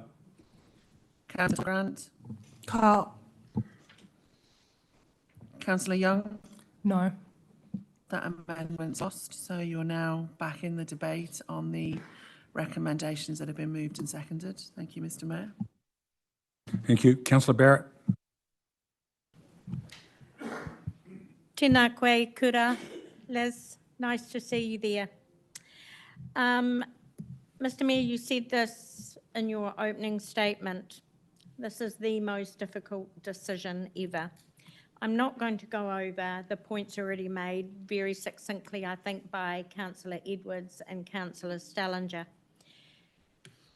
I'm heading into my 18th year.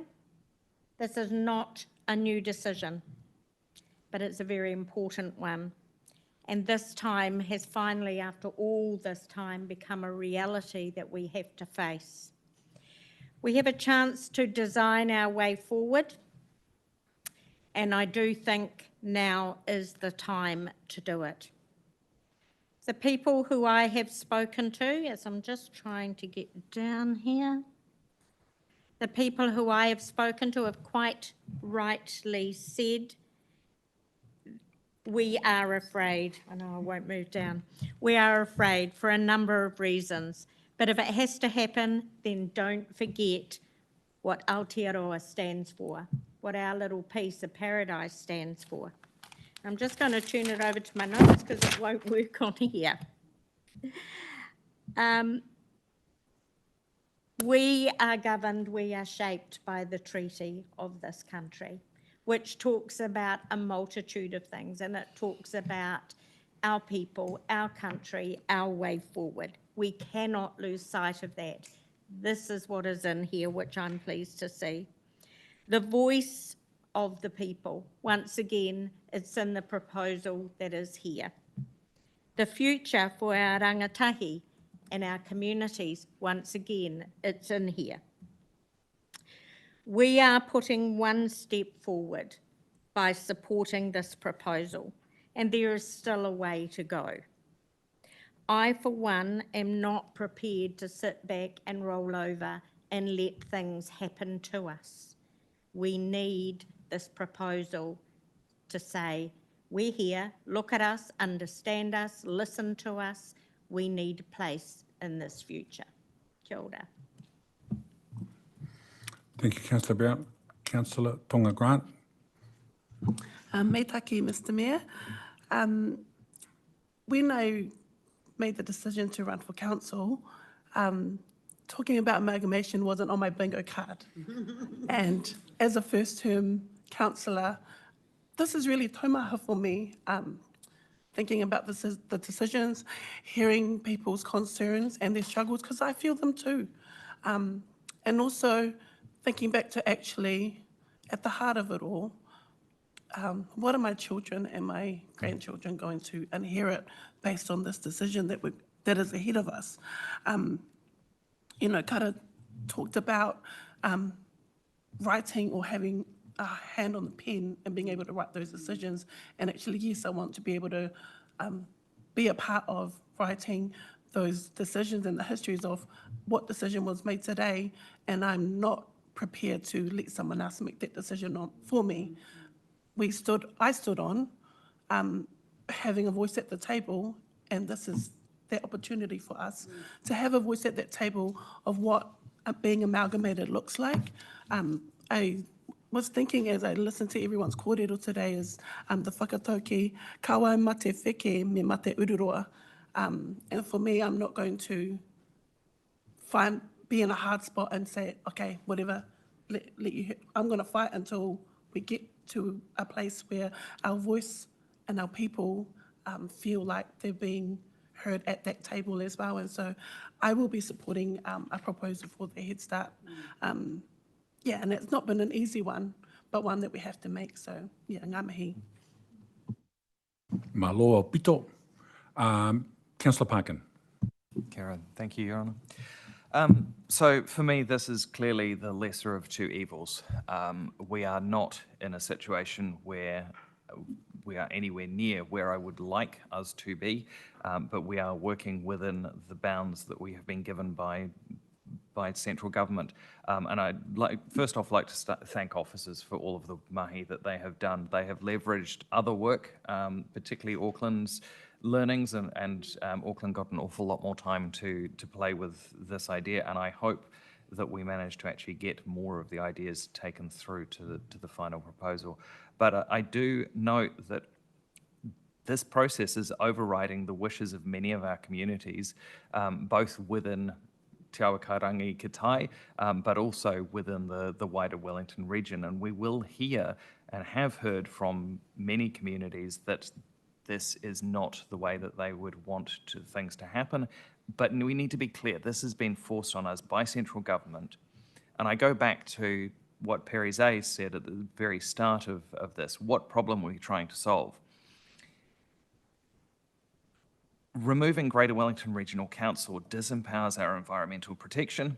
Amalgamation reduces the engagement of our population, with the exception of if you have a really contentious amalgamation, the first vote tends to voting amount tends to go up, and then it disengages.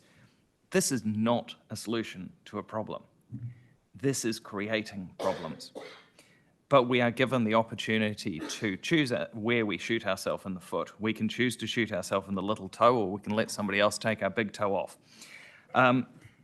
So I want to be really clear with the population. If you decide that amalgamation is not a good idea, then you do get a say on this. We have a general election coming up. That is when to have your say. Go and talk to your candidates and make your decisions from there. We as council have to make the best decision that we have in front of us, and for me that is that we go into the Head Start proposal, we keep our hand on the pen, we keep our hand on the tiller, and we try and steer this boat in the best direction that we can. Thank you, Councillor Parkin. Councillor Dyer.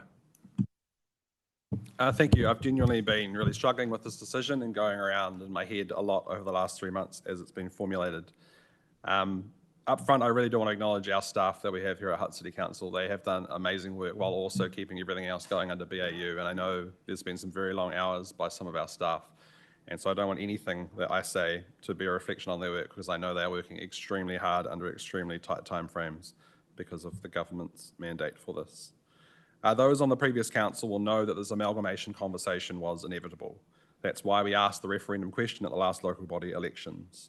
With RMA changes coming under any shade of government requiring spatial plans, with the move to Te Ake Wai, which was inevitable, many of us said what will be left should be considered for some form of merging, shared services or amalgamation. So when we asked our community, who agreed it was probably time to have a conversation about options, they answered that question knowing that any proposal of a super city would require a full binding poll or at least considerable consultation, as the law currently requires. Obviously, the government wants to change that law, but that is the frame that the public answered that referendum question in. What they didn't expect was the government to turn around and tell the region what to do, like we're the naughty child and they're the parent that knows best. We had already decided ourselves to look at this. Our community had already told us to look at this, and we'd already empowered the mayors of our region to look at this before the government opened their mouth. Any proposal or letter that makes it to the cabinet table needs to express in the strongest language how poor this whole process has been. The timescale, the stress on our communities, the workload of our staff and the uncertainty of their futures. No good decisions get made this quickly. We're making tough decisions around this table. There's two things that I know I can always rely on when I genuinely don't know the way forward. The first one is good data that considers all the possible options for what's best for our city to choose from. The second is the voice of our community, and we have had neither of these ahead of the decision today, and that is why I've genuinely struggled to know where to land.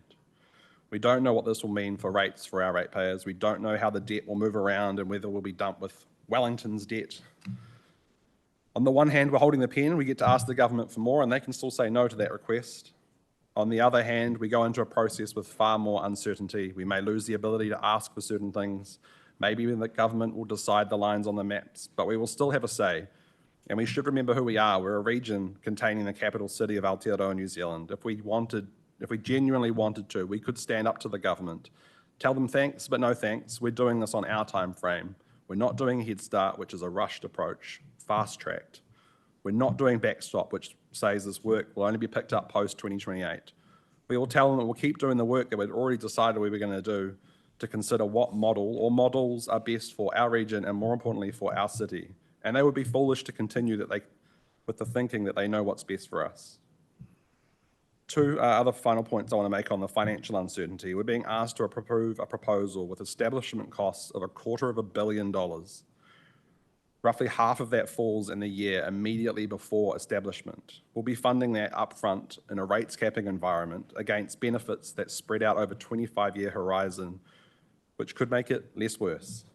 The savings themselves rely on assumptions that Martin Jenkins' own report flags as uncertain, and a conservative 10% efficiency assumption that we can do what the regional council does 10% cheaper.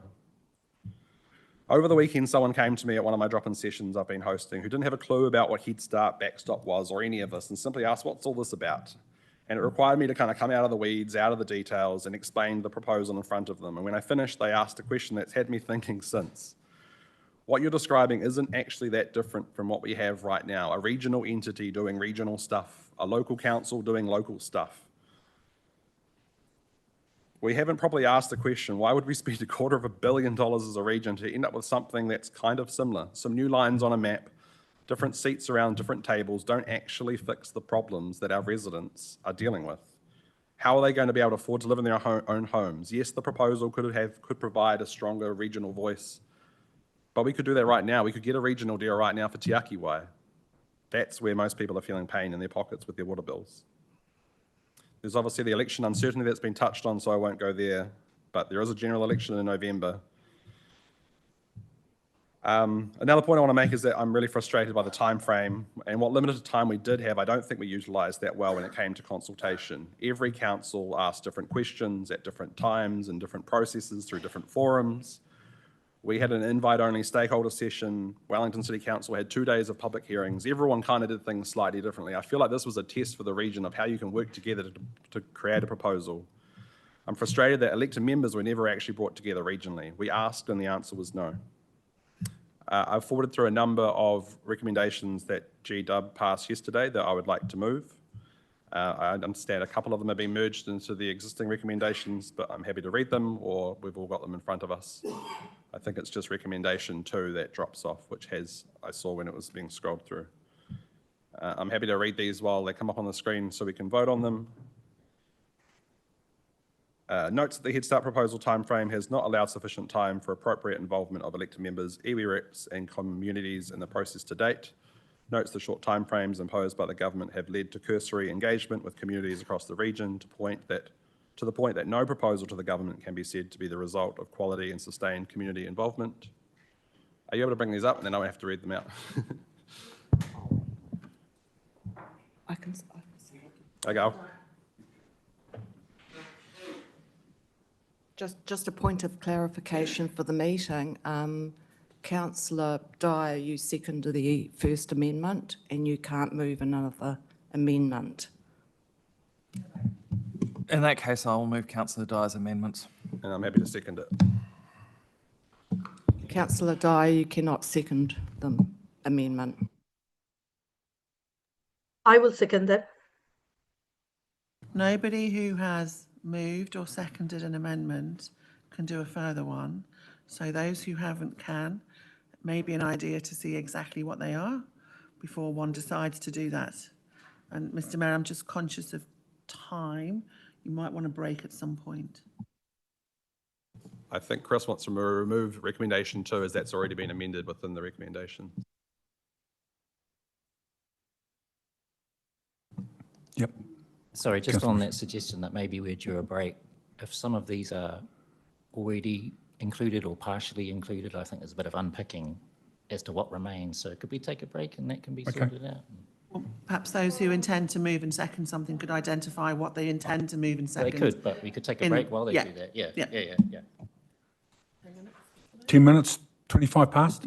Before we do, just point of order, we do need a seconder to actually.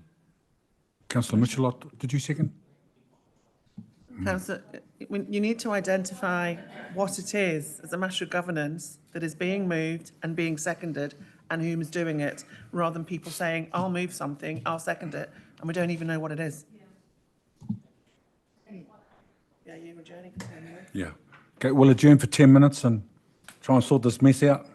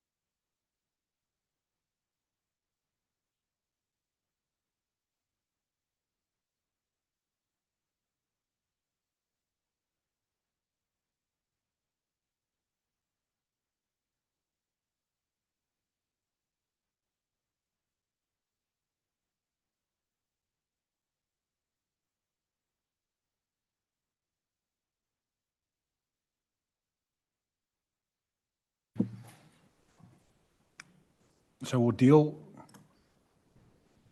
with the amendment first, which has been moved by Councillor Parkin. They're all noting. You just want to check the wording on those?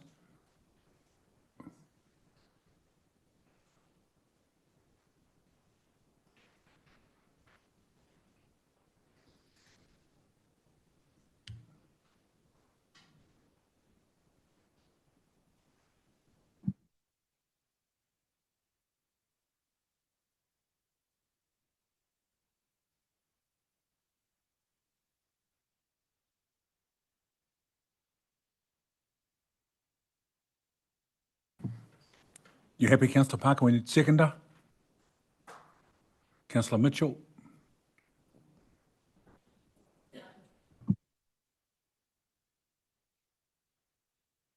Yeah, I'm happy to second these. I already had in my notes an acknowledgement of Greater Wellington and the recommendations they passed yesterday.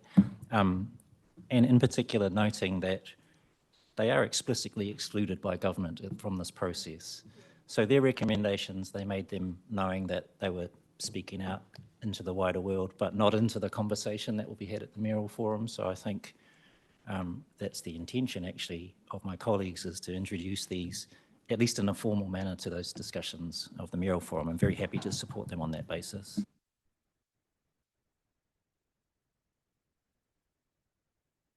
So you can, Councillor Puketapa. Councillor Puketapa. Yeah, could we just bring the recommendations back up, please, if that's okay?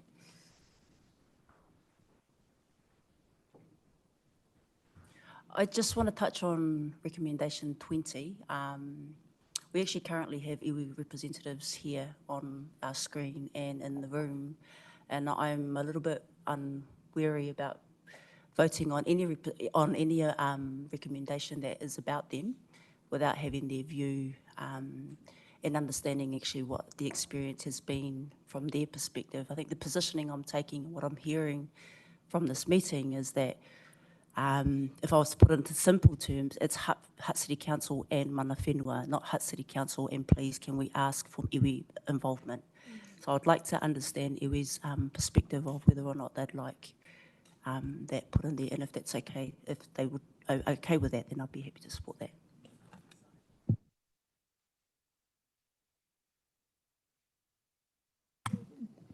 Karadu.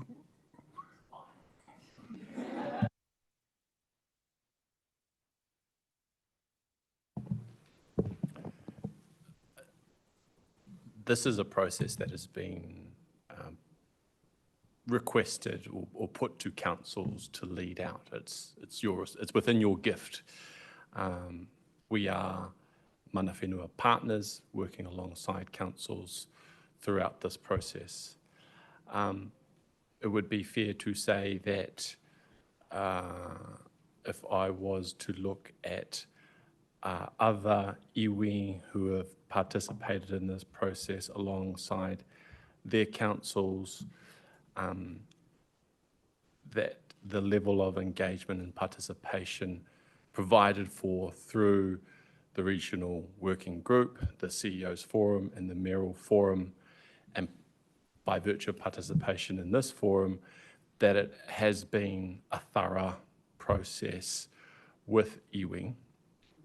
Recognising, putting that against the fact that it is a tight timeline. You know, the policy came out in May, and we've all been working at pace. But if I was to give it a rating, you know, 10 being the best, 1 being the worst, we're probably around about 7.58. And the delta between those isn't actually, I would say, it's got nothing to do with the councils, but rather it's got to do with the Crown and their process. So I would say that you know, on behalf of the collective of iwi who have been engaged in this process, there is not one forum that I haven't been able to get involved into and have lines of sight into. And there's not been a process that I haven't been able to ensure that our iwi partners couldn't participate both at a collective level, but also providing advice and direction to them at an individual level, iwi and council. So I would say 7.5 to 8. Thank you. Liz and Kura, did you want to add anything? Oh, kia ora, Ken. No, I totally support what Kara has said.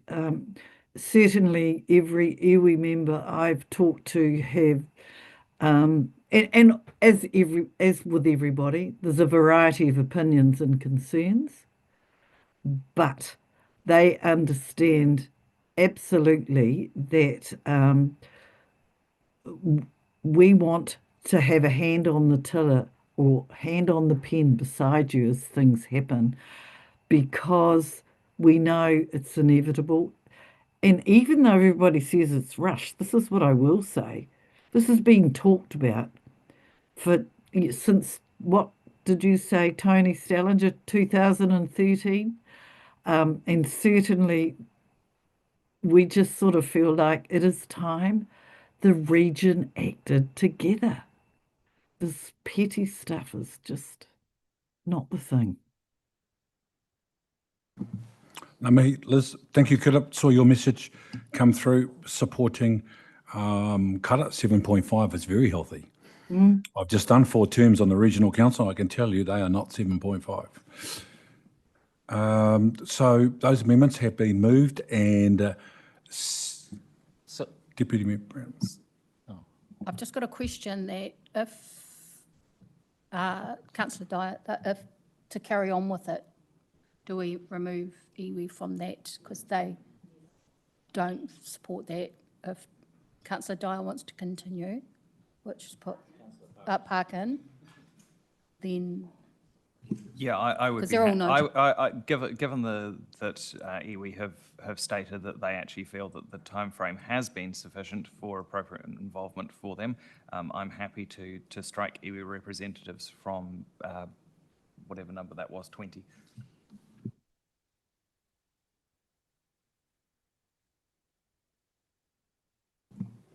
Did you want to, Councillor Mitchell, I'm looking at you. Oh, no, but as seconder, I approve that change. Yeah.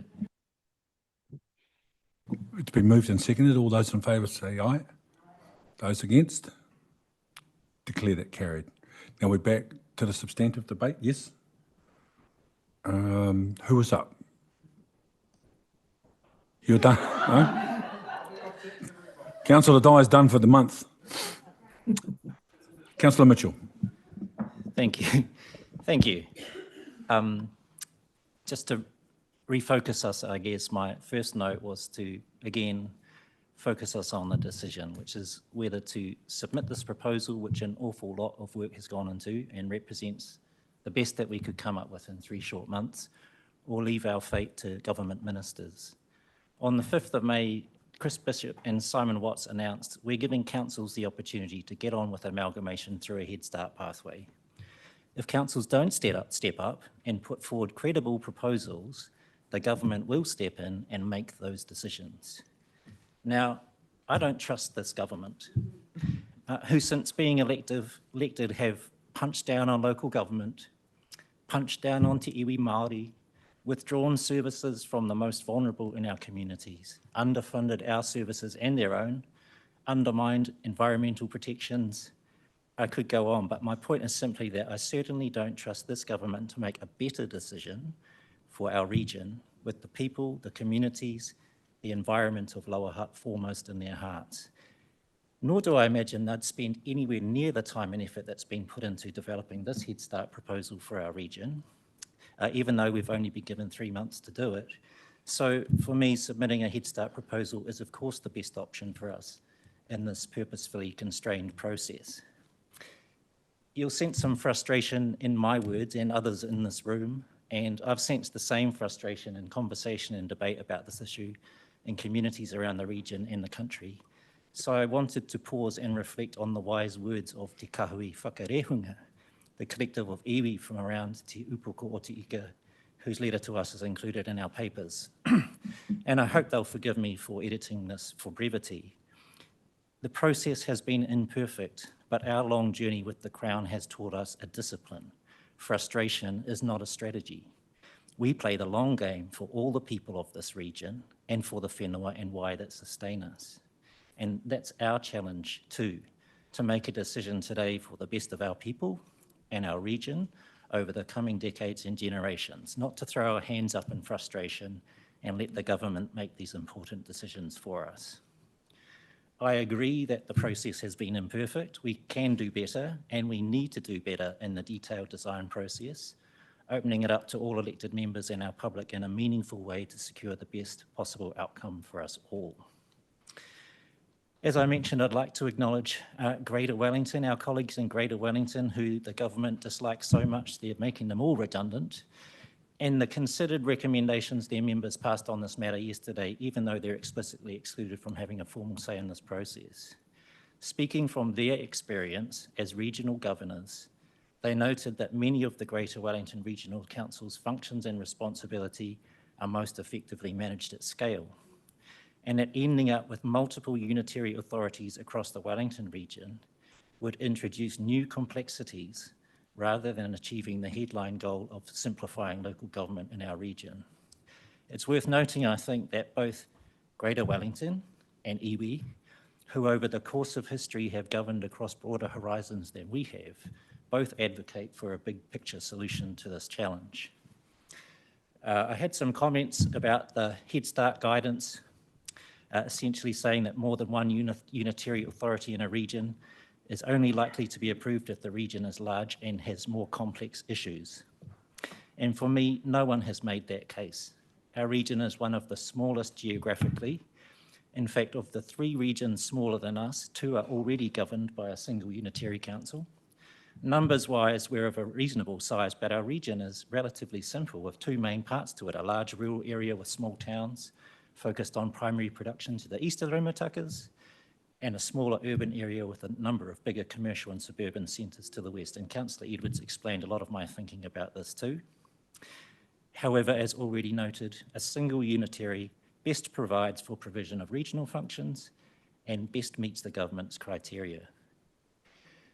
For me, a more important focus is on having a strong, effective second tier of representation so that local decisions are made by local people. And that means empowered community councils in any configuration that includes us here in Lower Hutt. I have no interest in a governance model that would see decisions about our local pools, parks and libraries being made by a high-level body, the majority of whom resides somewhere outside our city boundaries. And actually, I imagine the same view is held by communities elsewhere in the region. Upper Hutt have requested that we respect their wishes to be left out of the proposal, which would also mean respecting the wishes of Kapiti to be a standalone unitary and Carterton not to be amalgamated with Wellington councils, which, as I noted earlier, fractures the region and leaves a hole in the middle. Would the government consider this a credible proposal? I suspect not. And if they don't, they'll threaten to step in and make the decision themselves. And if we're honest here, it's almost guaranteed that they would amalgamate Upper Hutt with surrounding councils anyway. So I'm afraid that amounts to a large risk of undermining this process, very likely for the same, if not a worse outcome. It's a shame that our region has fallen short of a common vision for the future. It has to be acknowledged that this proposal is not what all councils of the region or all residents of Lower Hutt or all residents of the region want. Many would prefer the status quo. However, we have no choice not to amalgamate and no clear proposals in front of us for alternate amalgamation configurations, some of which are very unlikely to meet the government's criteria. And I'm afraid I, for one, have no faith that a pot of gold lies at the end of a backstop rainbow. Mayor Laban, I know you love sports, as did our previous mayor, so I'll close with a sporting metaphor for your benefit, as been done in these chambers before.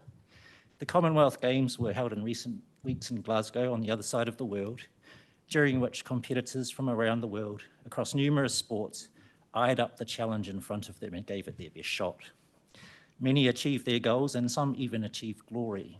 But one thing that is true is that there were no winners amongst those who eyed up the challenge in front of them and thought the bar was too high, the weight was too heavy, or the time was too tight, so they chose not to step up and put their best foot forward. And for that reason, I do support us putting forward this very considered Head Start proposal, noting that there is still much work to do, and our fate is still very much in the government's hands as to the final shape of our region. But at least through this process, we have done our best to influence our own future. Kia ora. Outstanding, Councillor Mitchell. As always, intelligent, insightful and eloquent, and we value your opinion, your contribution around the table. Nice little sporting analogy at the end. I note there's 4 councillors who haven't spoken. Deputy Mayor Brown. Tēnā koutou katoa, e ngā mana whenua o tēnei rohi. Ko tai mai nei ki te kōrero, ki te tautoko, ki te arahi hoki i tēnei rā nui. Nā koutou i whakatākoto ngā kaupapa, ngā koutou anō e whakatīnana ana, nō reira tēnā koutou katoa. Thank you, everybody, and I just acknowledge, first and foremost, mana whenua for your ongoing support, wisdom and advice. And it is most definitely a haurua. We walk along side by side. I acknowledge the public speakers. Dick and Derek, thank you for your ongoing and ever-present wisdom to Te Awa Kairangi. The depth that you analyse big decisions that we're making is unrivaled. So thank you very much. I want to acknowledge the public speaker. I didn't quite get her name, and that first and foremost, what's on a lot of whānau's mind is the cost of living, and that's getting harder and harder and harder. And we have all spoken to people that are just trying to get by every week, and the system that we have that's called local government doesn't contribute it, but it doesn't help either. So I just really want to acknowledge your words. Also to Councillor Ultra for coming to the table and expressing her views. I'm still not really clear what the position is, but I appreciate that she came to the table to talk to us. Sorry, First and foremost, I think this was never about a choice between reform and no reform. So that's the bottom line principle that we've always had to work with. I too acknowledge the time frame, as Councillor Stellinger mentioned. It should have been something that was done a long time ago, but however, we did engage, and we engaged very actively and met with multiple people, individuals, groups, stakeholder events, and probably more than we did with Te Aki Wai, actually. And if there's an issue for people around cost of living, is Te Aki Wai, the water entity. That was a really difficult decision because we knew people did not support it because such a complex beast. But I think Te Aki Wai is one of those representations of how the current model is quite broken. The system, it represents how we work in that fragmented way of multiple councils across the region, and we've ended up with a very fragmented, broken infrastructure water system. I too want to really acknowledge the officers and particularly the elected members that are having to pivot when we've actually got a big work agenda anyway, having to pivot and get sideswiped by this level of thought, discussion, critical thinking and engaging has been extremely difficult. So I really want to thank you all. But the government, as with other items like RMA reform, fast track, the government has decided they're going to make change. The only thing that's different with this one, we've had a lot of change come down to local government, is that we've been given an opportunity to help design what that might look like. And I suspect is because they don't quite understand the nuances of how it could work. So to get that opportunity is something that we just cannot walk away from. I too believe that this should have been done years ago. For too long, we've worked across the region in a real fragmented way. So maybe we would be in a lot more secure position with how the rates envelope works and that engagement and relationship with how we finance and fund between central government and local government. And because of that, I think the table today, it's stronger than ever that backstop is not an option for us. The things that I had here, I'm not going to cover because I've been repeated, so I won't repeat all of them.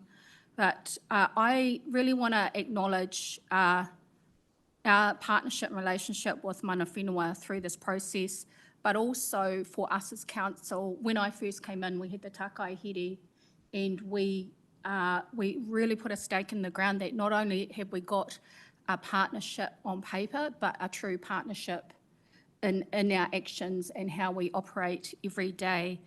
And what's changed since then is that we now have a Māori ward councillor. And when we make these big decisions, you sort of go down to your true value system to make these decisions. And every fibre in my body always wants to, because I'm Māori first, is that it's actually quite simple when we treat the people, when we're collective, but allow for our little, our groupings. When we look at the awa and the whenua as a living being that we are here to have a relationship work with, and that we collectively care for each other, but often have to make those really difficult decisions, it actually makes it easier for me. But I've always been cognizant that I'm not the Māori ward councillor. I'm a ward councillor of Wainuiomata in the city now, and have to have that very dual lens over it. So I want to thank mana whenua for your guidance and ongoing support, and actually helping things be clear and easier when making these bigger decisions. So we've all worked incredibly hard in this, and what may not be here with Backstop is the protection of the community councils.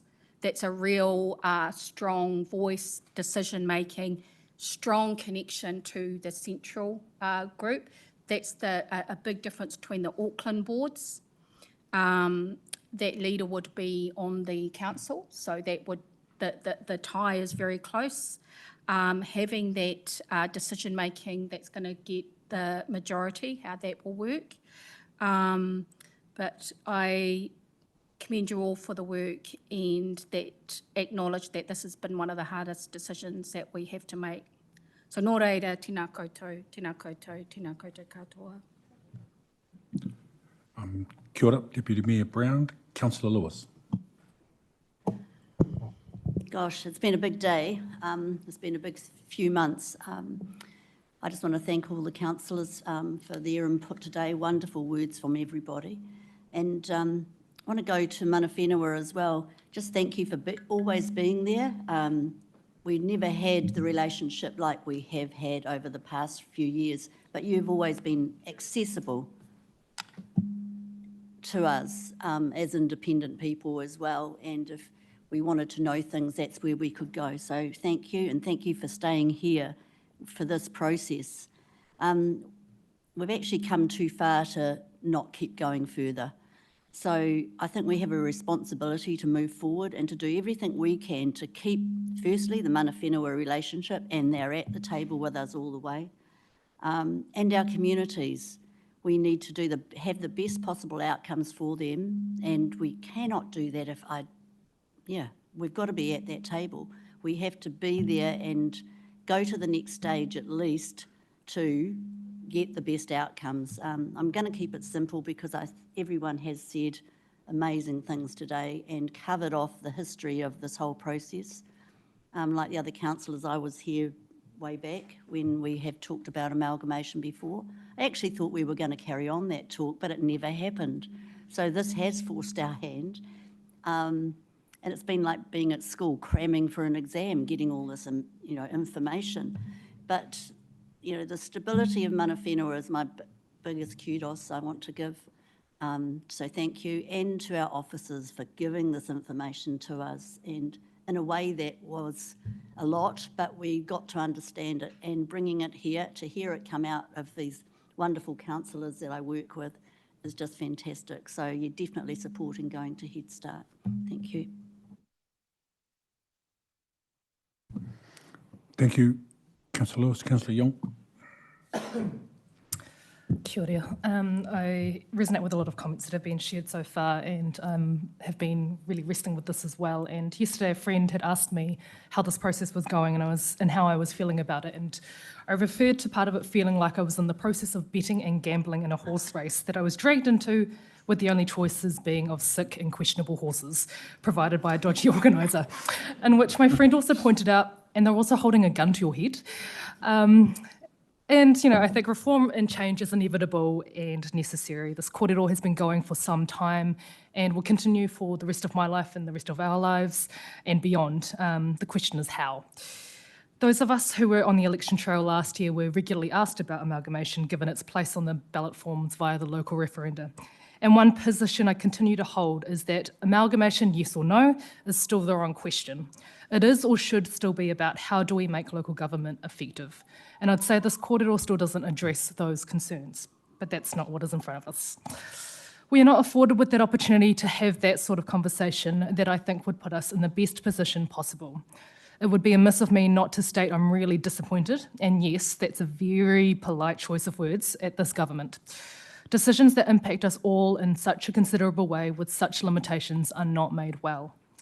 I still feel like there is a lack of detail where a Head Start and backstop actually lands because, as we all know, the devil is in the detail. However, the key things I have heard and need to keep being the focus are that people want and need to keep their local voice, to have access to their locally elected members, to input into the local decisions that impact them directly, and efficiencies and value for ratepayers is the baseline. I'm really grateful for those who have been part of the kōrero, for mana whenua in particular, and recognising Kura, Liz, Kara and Hamid. Your insights have been just incredible and just really helpful in terms of making sure we're focused well beyond ourselves, and this is why we're doing what we do.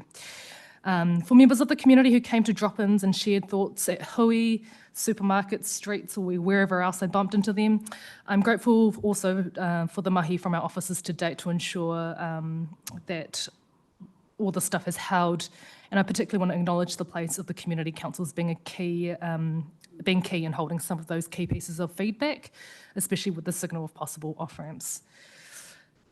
We kind of have two options, and I guess, there's a space that is, we can come from a place of fear, and I think for me, when I think about that, a huge part of that is like, what are we protecting and how do we protect that? But there's also a place that we can operate out of love and passion and enthusiasm for this place and our mokopuna and our mokopuna's mokopuna. And that is the key thing that has to drive us. And it's really great to have that reminder, Liz, because it's so easy when we're feeling threatened or if we feel like we're in survival mode to freak out a little bit and forget about why we're doing what we're doing. And so I think for me, a challenge around what is it that we also have that we stand to also gain and could also offer to our wider regions, because sometimes it's really hard to look beyond ourselves when there's such a big question in front of us. And I actually think that's actually one of the best opportunities that we have ahead of us. And so I will be voting in favour of this, not because it's the healthiest horse, but because it is still the best horse available to us in this race. Kia ora. I bet on a horse in the Melbourne Cup 3 years ago. I'm still waiting for it to finish. Councillor Pukitapu. Kia ora tātou. Te mea tuatahi me mehi atu kia koutou ngā rangatira I runga I te screen I kora.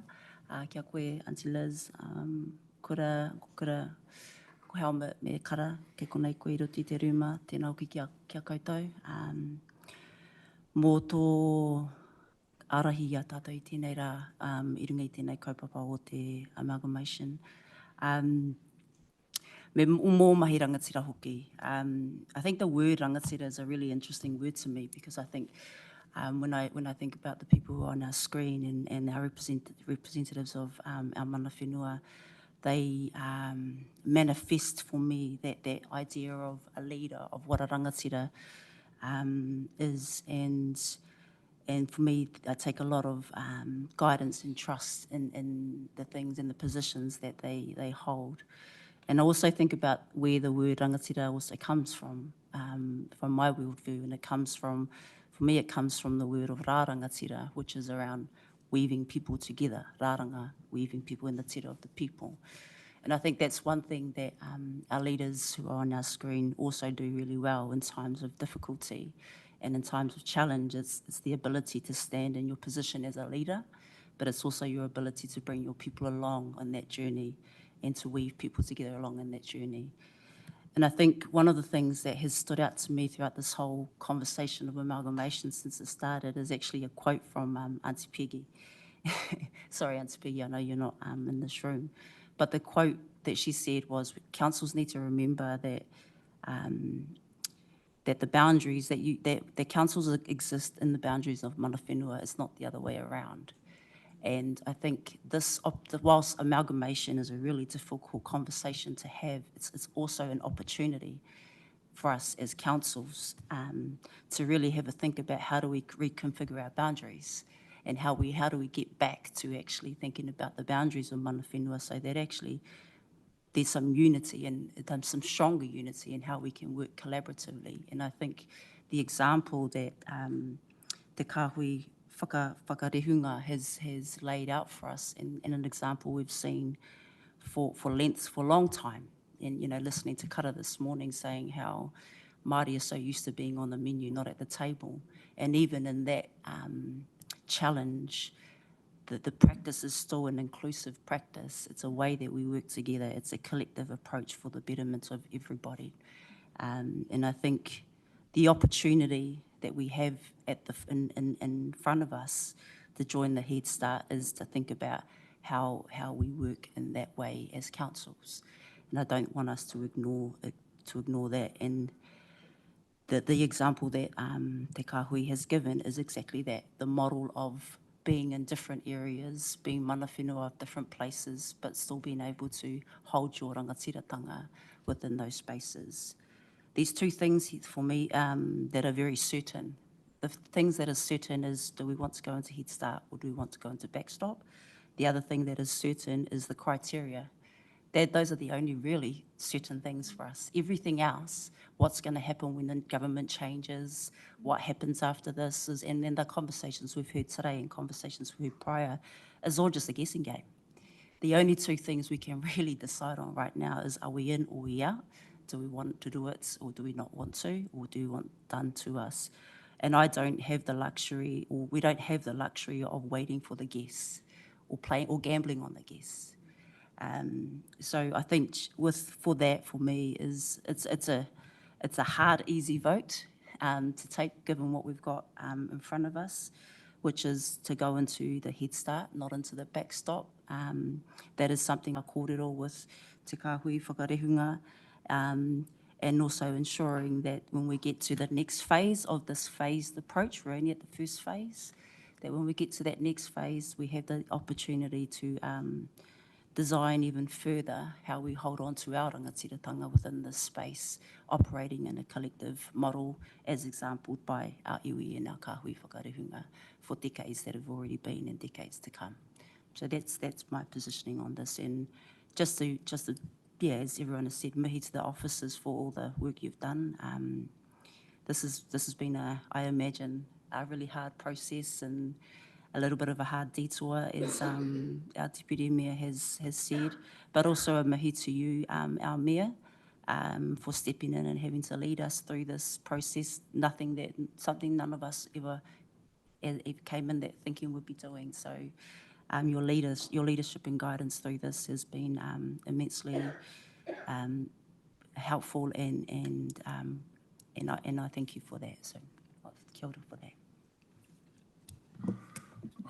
Kia ora. For that, it brings the debate to a conclusion. We'll put the motion and recommendations up, which have already been moved, and I think we actually just went into discussion there when it was the Councillor Parkins. We moved it? Oh, we did too.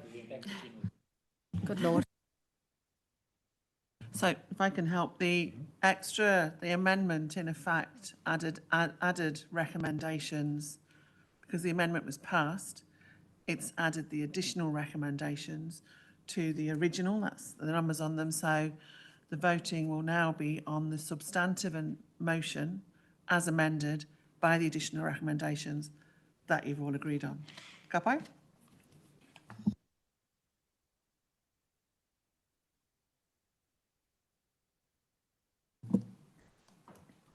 Are we good to vote?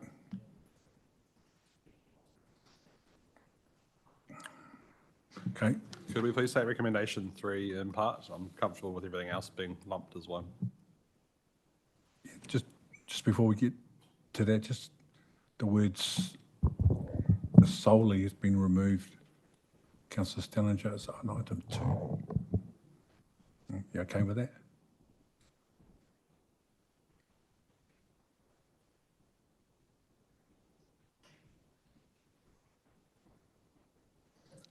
Sorry, Brady, what recommendation 3? Separately? Okay. So what, I'll put the motions all except item 3? Yes? Those against? Okay, now item 3.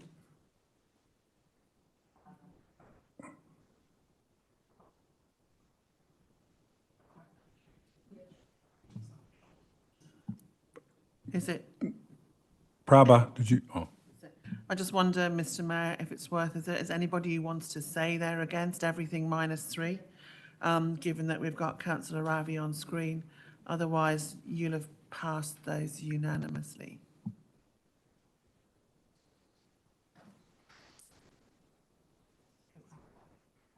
Councillor Ravi?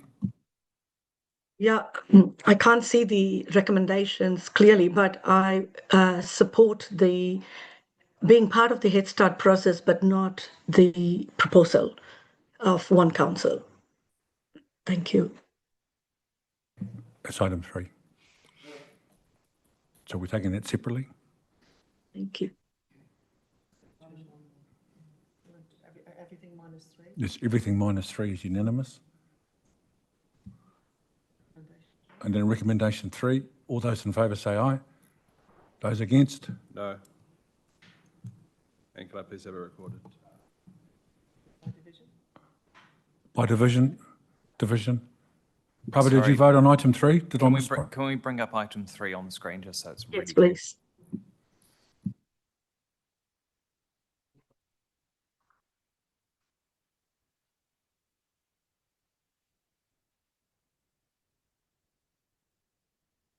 So substantively, it's just to approve the proposal in our papers for a single unitary council. If people don't support that, they can vote against item 3. That's correct. As I see it, the council has unanimously, at number 2, agreed to submit a proposal under Head Start. Those who vote against number 3 are not saying what that proposal is. So there's been a division for recommendation 3, Mr. Mayor, so it's for or against. Mr. Mayor, I think it's only 3A that people have trouble with. The rest of it, they're fine with. It's 3A? So you would need to, so are you all confirming that in relation to everything other than 3A, you're all unanimous? Yes.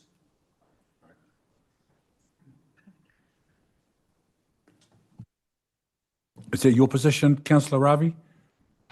Isn't 3 A, B, C all part of 3? So I'm struggling to see how can that be divided, because the B, C, D and all other sub points are part of the one single unitary authority proposal. So I'm struggling to see that as a separate point to vote on. Councillor Mitchell? I think if anyone supports an option other than a single regional unitary, they just need to vote against 3A because that's what that says. the other parts of it could be part of any other proposal anyway. So if you support those in principle, if you support that any option has community councils, vote for C. If you support that any option has Māori wards, vote for D. It's really just a question of, do you support a single unitary or not? And that's just 3A. Thank you. Division? So, Councillor Ravi, you have, can I just confirm, please, that you've therefore voted yes to everything apart from 3A?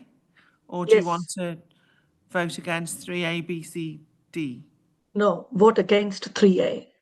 Okay, so you've now, so that means everything so far is unanimous, with the exception of 3A, which you're now going to vote on and which has been called for by division by Deputy Mayor Brown. So I'm going to read that out. For or against 3A, which is the single unitary with at least 5 community councils based around catchment areas. Okay. So voting is for or against 3A. Mayor Ken Laban. Yes. Deputy Mayor Brown. Councillor Barrett. Councillor Dyer. Against. Councillor Edwards. Councillor Lewis. Councillor Mitchell. 4. Councillor Parkin. 4. Councillor Pukatapu. 4. Councillor Ravi. Against. Councillor Stallinger. 4. Councillor Tonga Grant. 4. Councillor Kaziong. 4. With just 2 votes against, that is carried, Mr Mayor.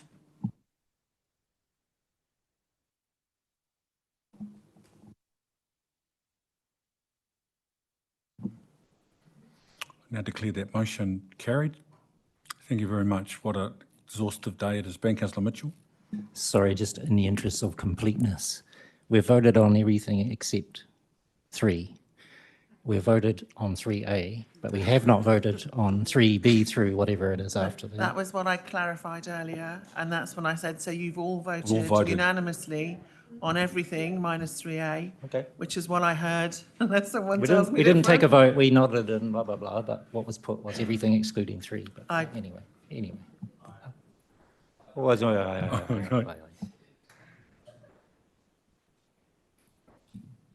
Are you okay?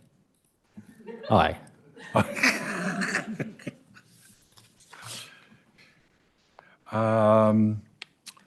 Thank you. I don't, in terms of, I do have a right of reply, but there has been so much said already. I don't feel that there's a lot.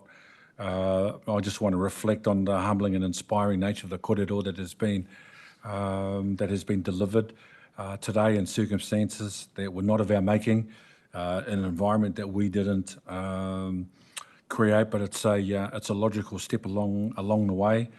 I didn't think, if you asked me this time a week ago, that we would have the sort of vote around the table that we have had today. So I appreciate, because the votes in support are an endorsement of the mahi that has been done, and especially the engagement that is done. I take issue with anybody who suggests that our level of engagement and collaboration with our communities has not been to the level that one would expect. I think, to myself personally, has been an absolutely outstanding process, given all the time constraints that we have had to operate. Item 6 is questions I've received.